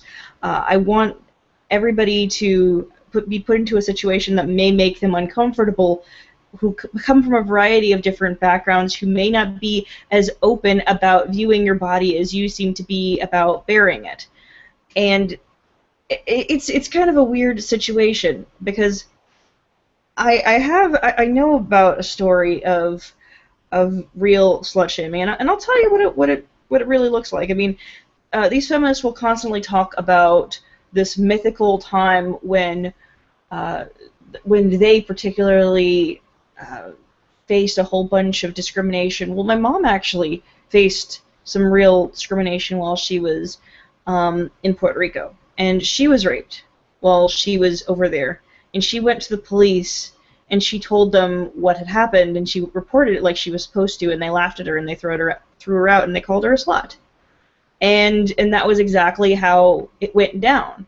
And these women who are talking about slut shaming, they don't understand what it means to be shaming somebody for this. They actually have to be having consensual sex. They have to be having sex at all, or that's really what has to be happening. Period. And often they'll bring the term slut shaming into situations where no sex is actually taking place, and it's not necessarily overtly sexual. It's not something that's necessarily sexual, and they will apply it to all of these things. Often, I think the most disgusting situations are these sex-positive feminists who will engage in incredibly irresponsible behavior, and then if you say that you have any problem with the ethical aspects of this, they will scream slut shaming. And let me explain to you what I mean here. If you are, say, with somebody, if you're married, and you choose to cheat on that spouse and you're not in an open relationship, and what you've done is you've brought a whole bunch of people into your problems. It's not necessarily that you had sex, it's that you hurt a whole bunch of people in the process and you didn't consider any of their feelings. When you bring a whole bunch of other people into, and you hurt a lot of other people emotionally, and you don't care at all about who they are, about their humanity in what you're doing, that is incredibly unethical. And you can't question them about this. You can't say that this isn't okay. Like, you can't say that a woman who of course slept with a lot of guys and has a lot of children by those guys, and doesn't take care of them or disrespects her partners, that you can't hold them accountable for that and scream slut shaming. That's not the same thing. You're holding them accountable for their actions, for who they hurt in the process. I mean, there's a big difference. Can I go meta? Yes, go. I'm going to go deep now. Yes. Deeply meta. Yes. I actually have a problem with the term slut, simply because it's shaming women for too close a sexual association with men. And ultimately, it's not really about shaming women, it's really about shaming men. It's about shaming men's sexuality as something dirty and degrading to women. So the word slut doesn't really capture sexual malfeasance by women. It captures the idea that women are dirtied by men, and I have a problem with that. So we need new terms. I actually think that I actually agree with you, Allison, on that one. We really do, because I don't think that someone who is even sexually promiscuous is necessarily a slut. I don't even know if I would consider them dirty or anything like that, or a bad person. As the common expression says, that a slut, woman with sexual appetite and morals of a man. So I mean, that just goes right to Allison's point. Yeah, well, I mean, first of all, I don't think that's true. But yeah, it's like it's the same. Excuse my language, but I think it's the same mentality as behind calling a white person who associates with black people, sorry, Oliver, I don't know what your sensibilities are about this, but essentially a nigger lover. They're saying that the association is what makes you bad. The association with something that's beneath you. And so slut essentially is a saying to women that you are associating sexually with something that is beneath you, that degrades you. And like I said, so that doesn't really capture women being sexually bad. It captures something more very negative about men, I think. So what we really need are terms that zero in on actual malfeasance, actual sexual malfeasance, and probably they should be gender neutral, because I think men and women engage in these kinds of behaviors equally. So if we get rid of the word slut, maybe we should replace it with things like being creepy, being abusive, and maybe there should be a term for the type of person who fucks around with birth control or even takes the decision out of their partner's hand and decides that to make them pregnant or to get pregnant. Word for that. I think we need a word for someone who goes around and doesn't consider the feelings of others, of other people that they sleep with, and they just mistreat. Yeah. Exploitive. Yeah. And who exploit the people that they have, because every time you have sex with someone, that is an interaction. Whether or not it means anything to you, you kind of have to think about the feelings of those people and realize that it is an interaction. And that's just what I. Yeah, and we need a word for people like that. A word for specifically, and this is mostly a female behavior. A word for people who use their sexuality as a tool to get stuff out of people.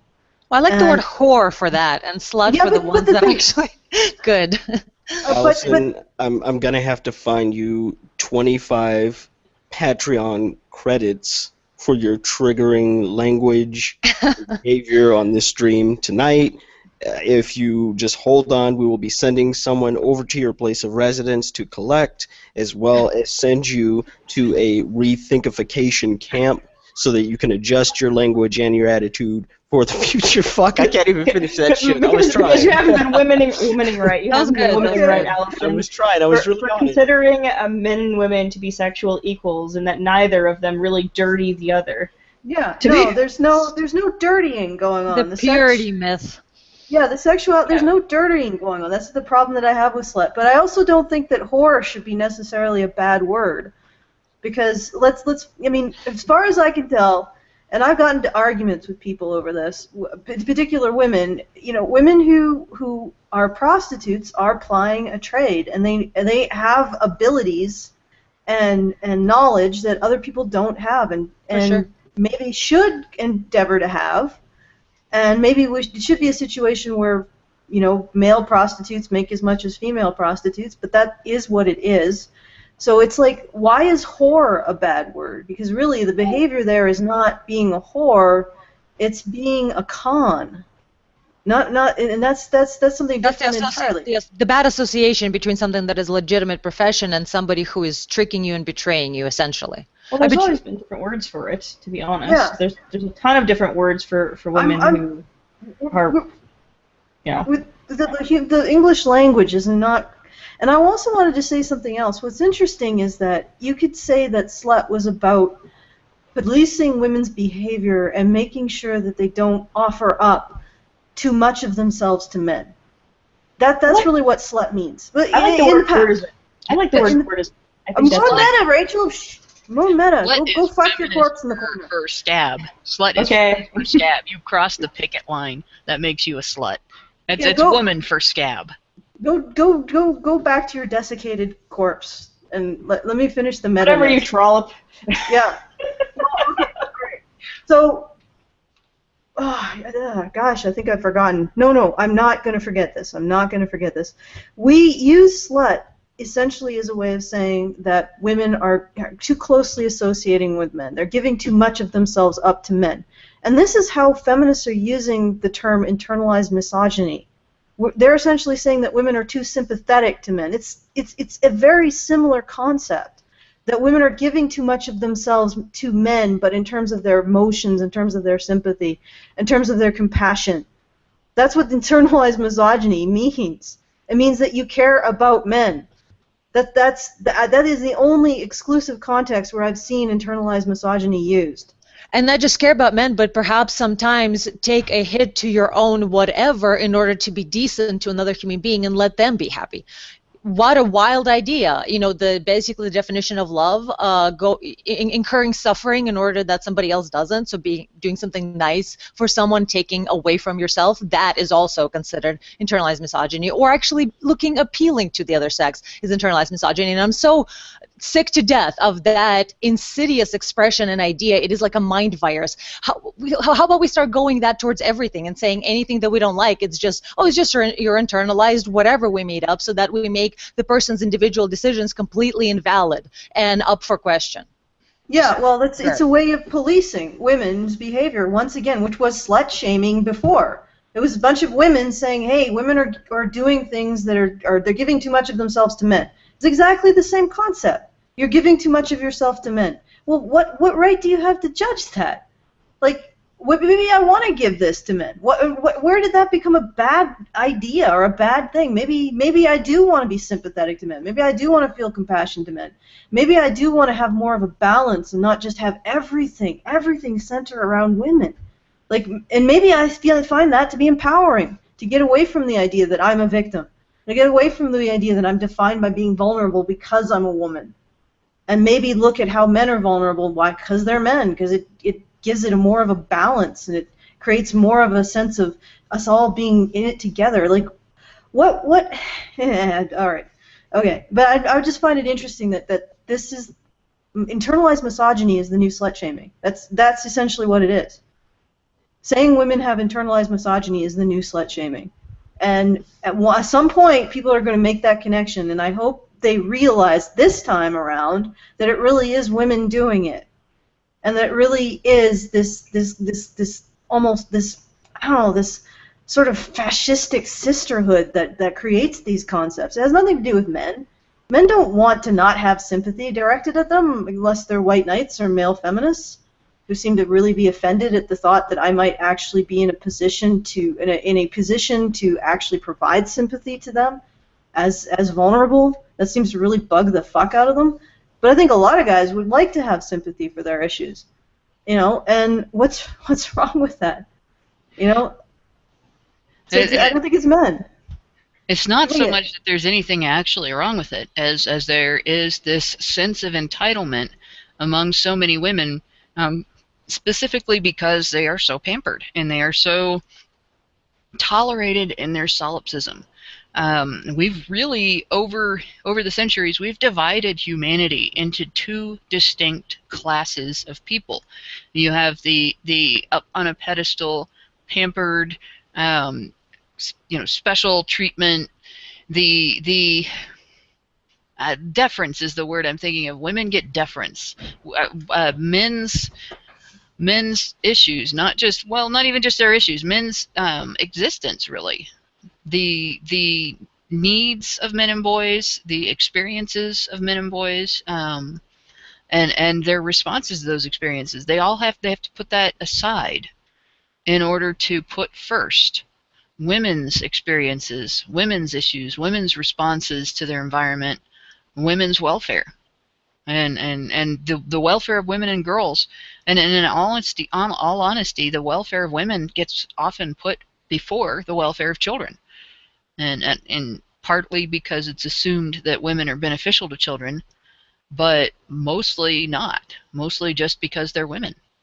And because we have that circumstance, and as long as we maintain that circumstance, there is always going to be this trend of taking things about women, characteristics, behaviors, aspects of femininity, whether they're real femininity or social constructs or whatever of femininity, what we think of femininity as a thing at a given point in society, which becomes sacred and above criticism, like currently female sexuality, and for the longest time female sexuality, where women have been able to use aspects of their sexuality for centuries as a shield to protect themselves from criticism for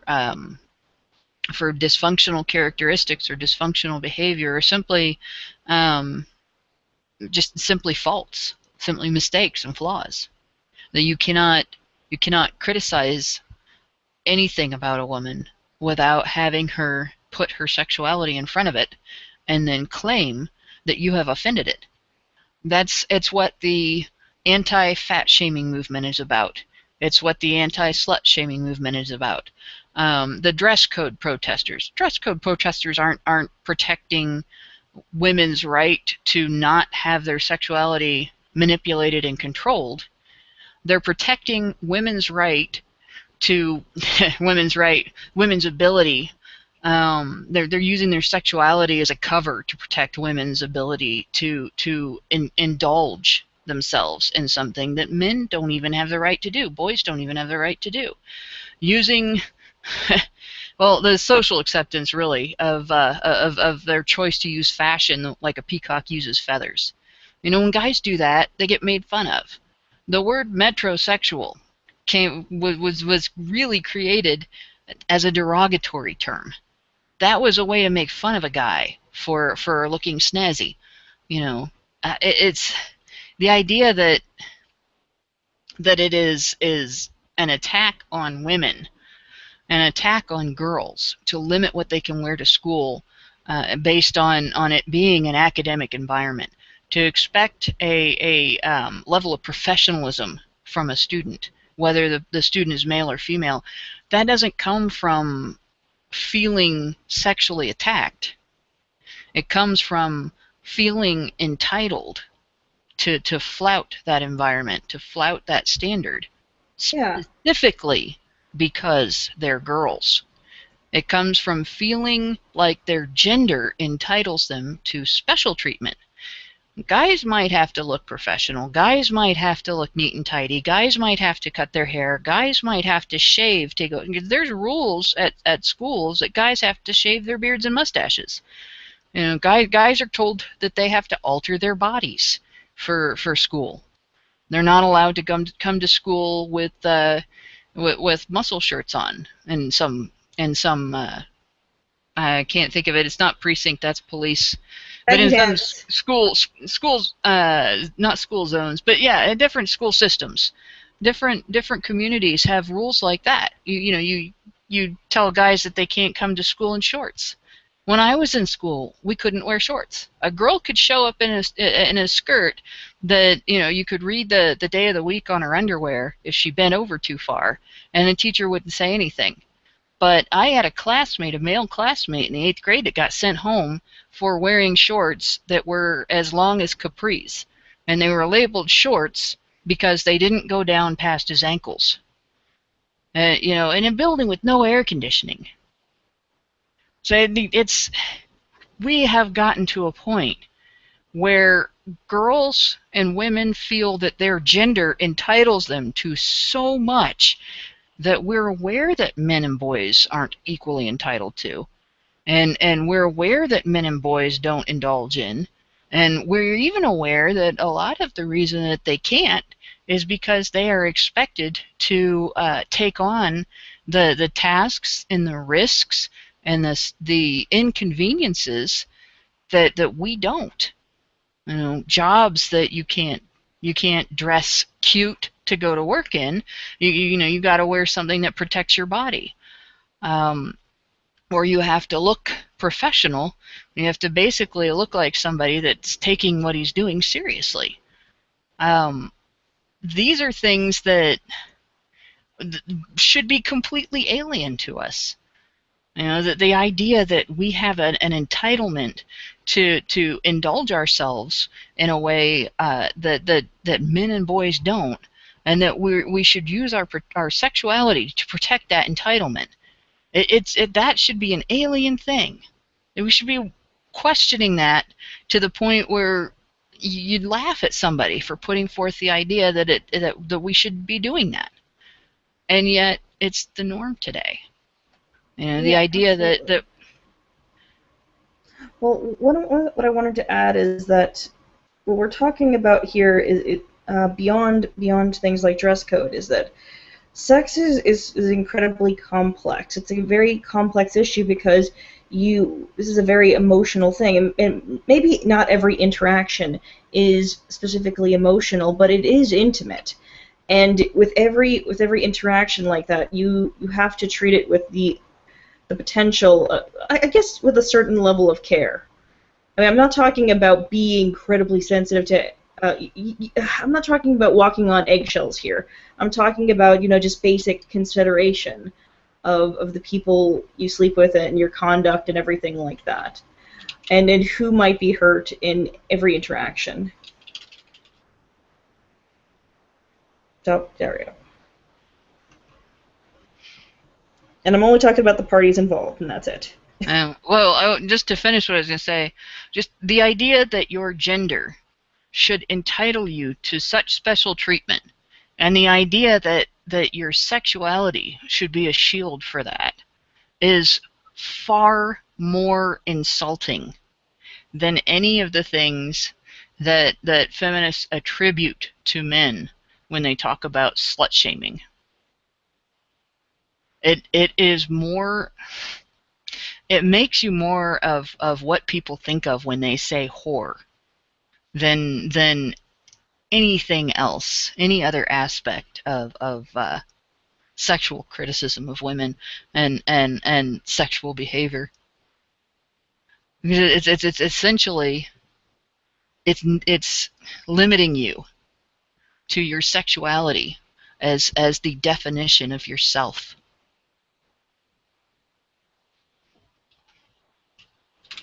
Yeah, absolutely.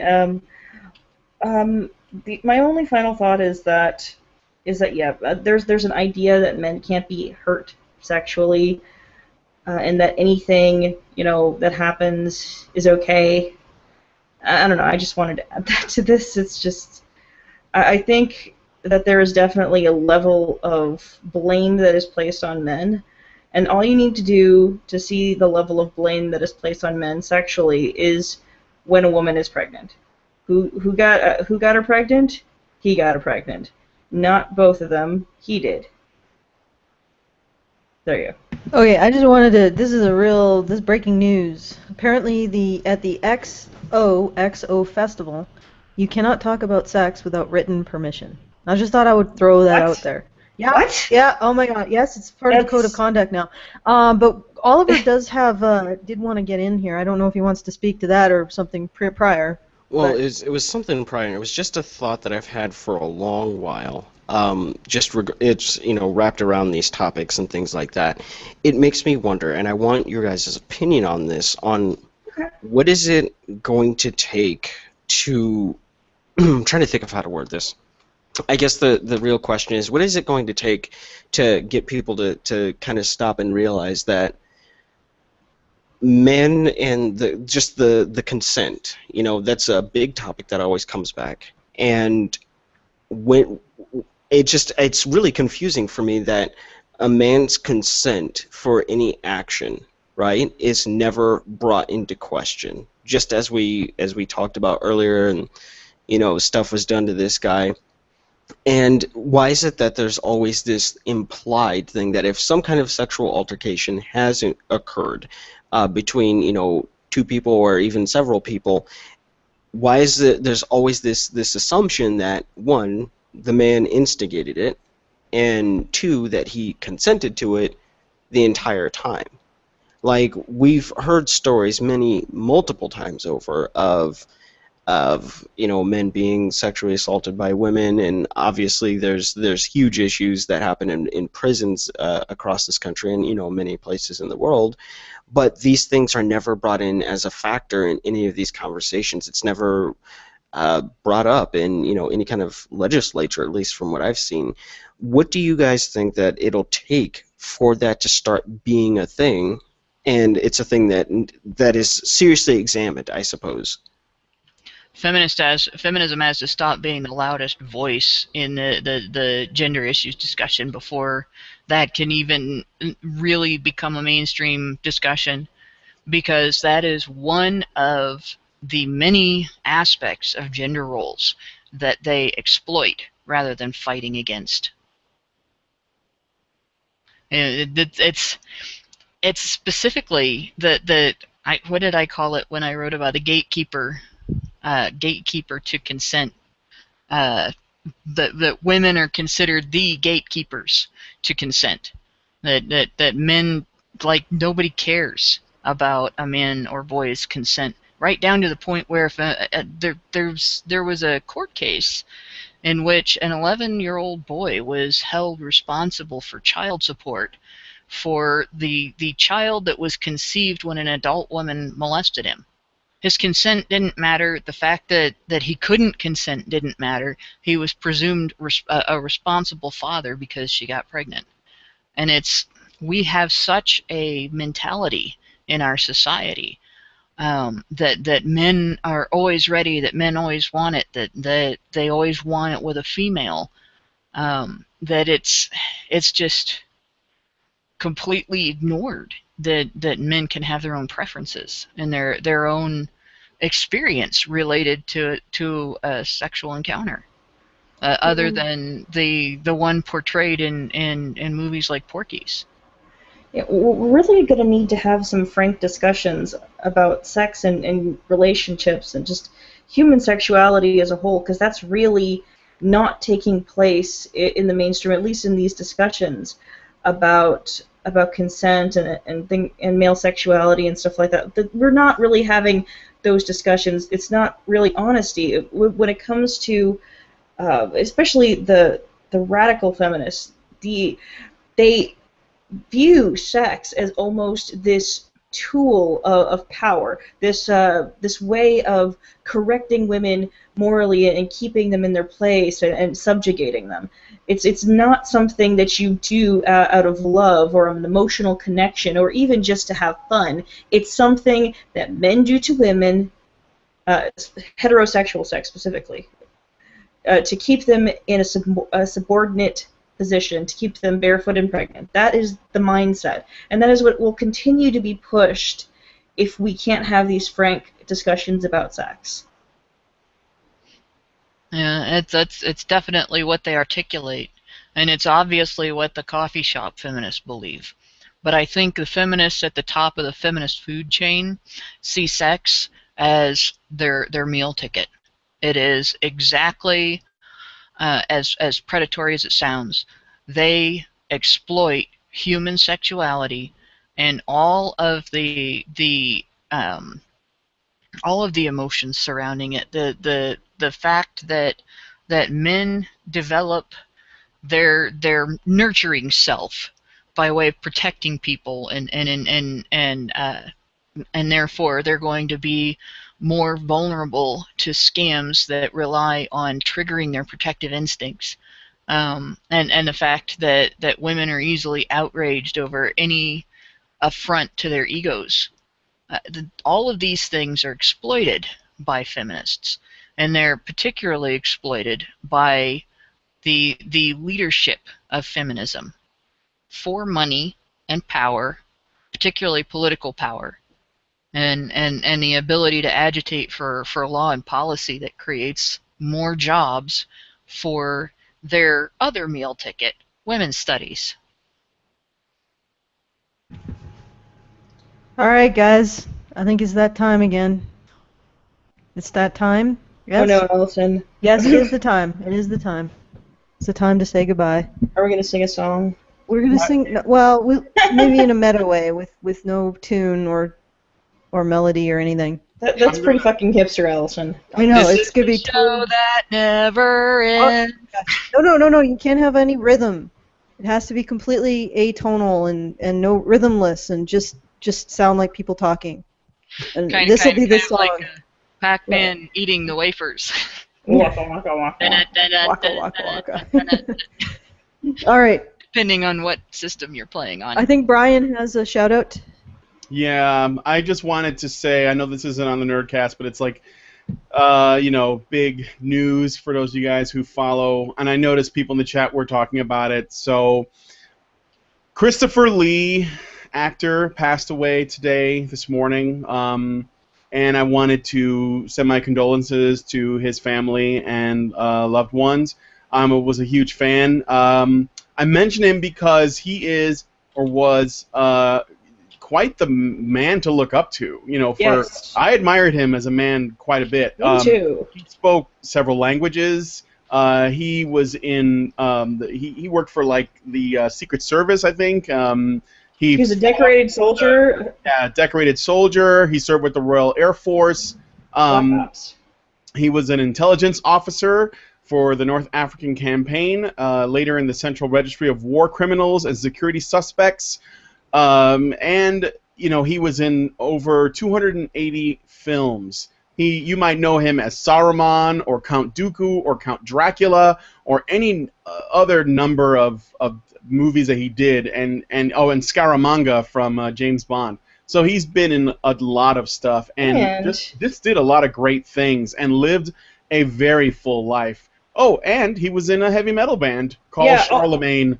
So because he's directly related to Charlemagne. He's a direct ancestor, direct line. Okay. Yeah. Direct descendant. Yeah, descendant. That's what I'm trying to say. Fuck. If I recall, he was also knighted, wasn't he? Yeah. Yes. Well, yeah, maybe. Was he? I think he was. Nonetheless, I mean, it doesn't get any more fucking badass than Christopher Lee. He was a stone cold badass. Okay, here's an anecdote. Not going to go for long, but there's that moment where Saruman dies in Lord of the Rings. I think it's the Two Towers, if I'm not mistaken. I can't remember. My brain is broken. Yeah.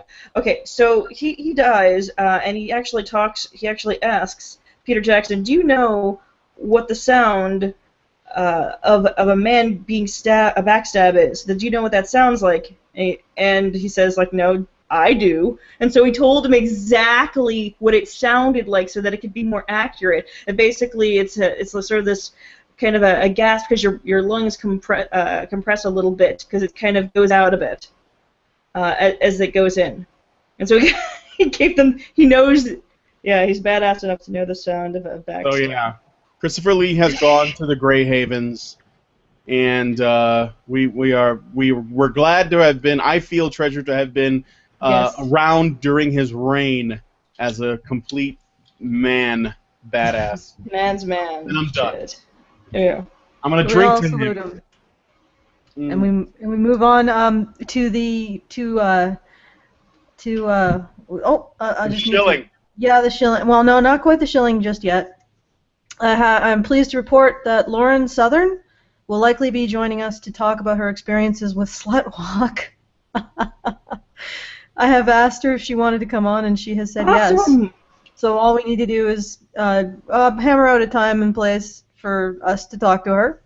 And I'm also going to introduce something new tonight. If you are listening to this and you want to suggest a topic for us to cover, please send your suggestions to topic@badgerchat.com.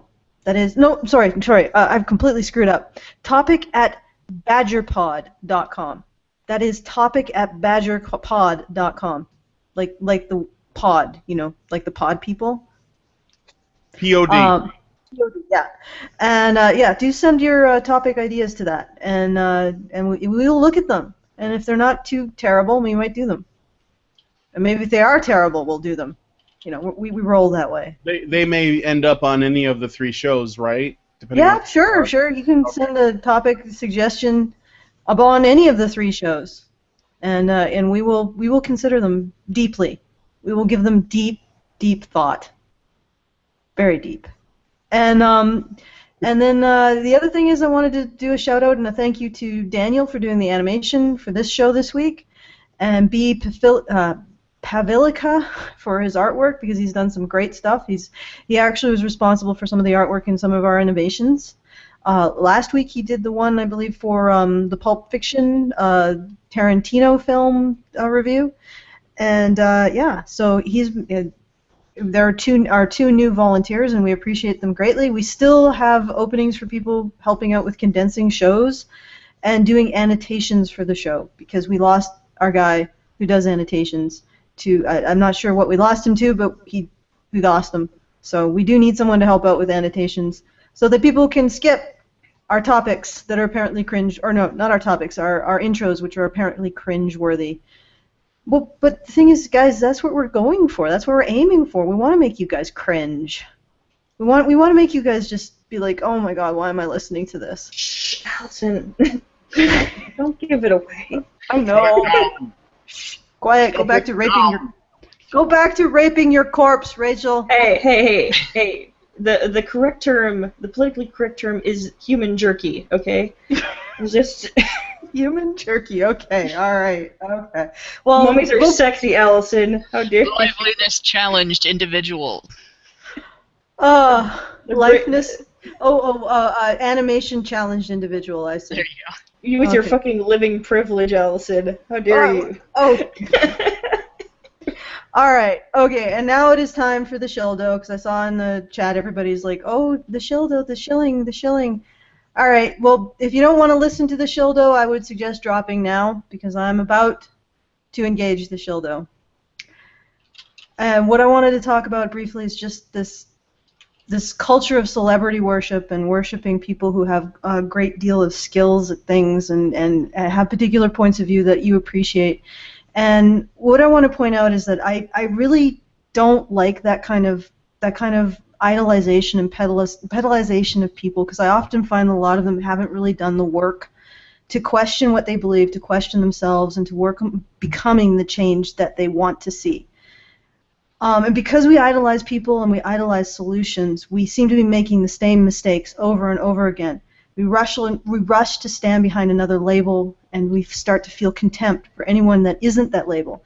And then we end up becoming the next problem. And that was part of what we were talking about last week, that I think that we all need to maintain that sense of doubt and not allowing people to become authorities, always remaining skeptical, always questioning, always make sure we maintain that flexibility and bendability, like that flexibility of mind, and not attached to these things as solutions. And then what ends up happening is we use these solutions and we put them everywhere, and then they become a new problem. And what I wanted to say to people out there is, if you're frustrated with the world as it is, the futility of it, and then help us. Help us change not just the world, but change how we change the world. The world can be more than just a complicated game, 2 steps forward, 3 steps back. Change starts with you, and also change can't happen without you. In fact, it shouldn't happen without you. Because whatever change is created needs to have people's buy-in. And as such, I'm asking your help to help us do these things, to find a way to make change that doesn't end up being the problem in and of itself for another generation. And I don't even know if that's possible. All I'm throwing out here is skepticism and questioning, and is this right? I don't know. But if you want to help us question, and all the questions, and question the questioning, and the question of the doubts, and the question and everything, then please consider contributing to www.patreon.com/honeybadgerradio. This allows us to keep questioning, and it allows us to keep going on, keeping on, and every bit helps. And as an incentive, we're almost to $525 per episode, and once we get there, we will be putting on a Rant Zerker show, in which I believe now it's going to be Brian is going to be helping or setting up targets for Karen to completely annihilate in her own wonderfully impossible to stop style. So if you want to see that, then please do contribute. And I'm going to say goodnight, and thank you to everybody. Thank you to the people who took part in this. Thank you to the people listening. As I said before, if there's nobody listening, then nobody gets heard. So thank you for the gift of taking your time to listen to us. Good night. Wait, Hannah. Real quick. I wanted to also bring something up. I'd mentioned previously Attila Venzer's fundraiser for the Toronto DV symposium, the Domestic Violence Symposium. The symposium has already taken place. He was originally going to come and talk on the show about it tonight, and his internet connection didn't cooperate, so he was unable to do that. But the fundraiser is still going on, and it's basically just to cover the expenses that he couldn't. He covered about $7,000 worth, and he's asking for help for the remaining $3,000. And this partly is going to determine, whether or not he's going to be able to do this again. And this is actually a very valuable thing, because there are not a lot of voices out there supporting male victims of abuse. In fact, the reason that that cafe was just banned from, I think it was the Toronto gay pride march was because they support male victims of abuse receiving the equal treatment to female victims, just receiving the same assistance. Nothing where they're attacking female victims in any way. They simply want male victims to be able to receive assistance. Just that is enough to, in social justice communities, get you banned from being able to participate, even when your participation is intended to support the community in seeking rights for men and boys. So it's really like this specific topic, men and boys are in dire straits. So anybody that can, if you could visit the Fund Anything page for that support Toronto DV Symposium, raising a voice for abused men and boys, and the link actually is basically that name. It's a long enough link that I'm not going to try to read it over the radio, but we'll try to put it in the low bar, and I'll tweet it out again tonight too. But yeah, anybody that can afford to visit that and support it a little bit, that would be much appreciated. All right, thanks, Hannah. All right, I guess I'll be the guy that pulls the plug on this. So real quick, before I close it out, I just want to say that thanks to your help, Liberal Lunacy was able to get her stair lift installed, so she can now go up and down stairs, and she's being driven up the wall by you guys. And Dusty Rhodes, professional wrestler, also passed away today at 69, just a little while ago. So our condolences, at least for my part, go out to him and his family as well. Well, Brian, that means that people directly contributed to the elevation of women, or of a woman. We have contributed to the elevation of a woman that was deserving of said elevation, yes. All right, so with that, I guess we, on behalf of everyone, good night. Kill the show so Rachel can drag it in the corner and rape it. All right, we're going to kill the show now. Die! Yeah.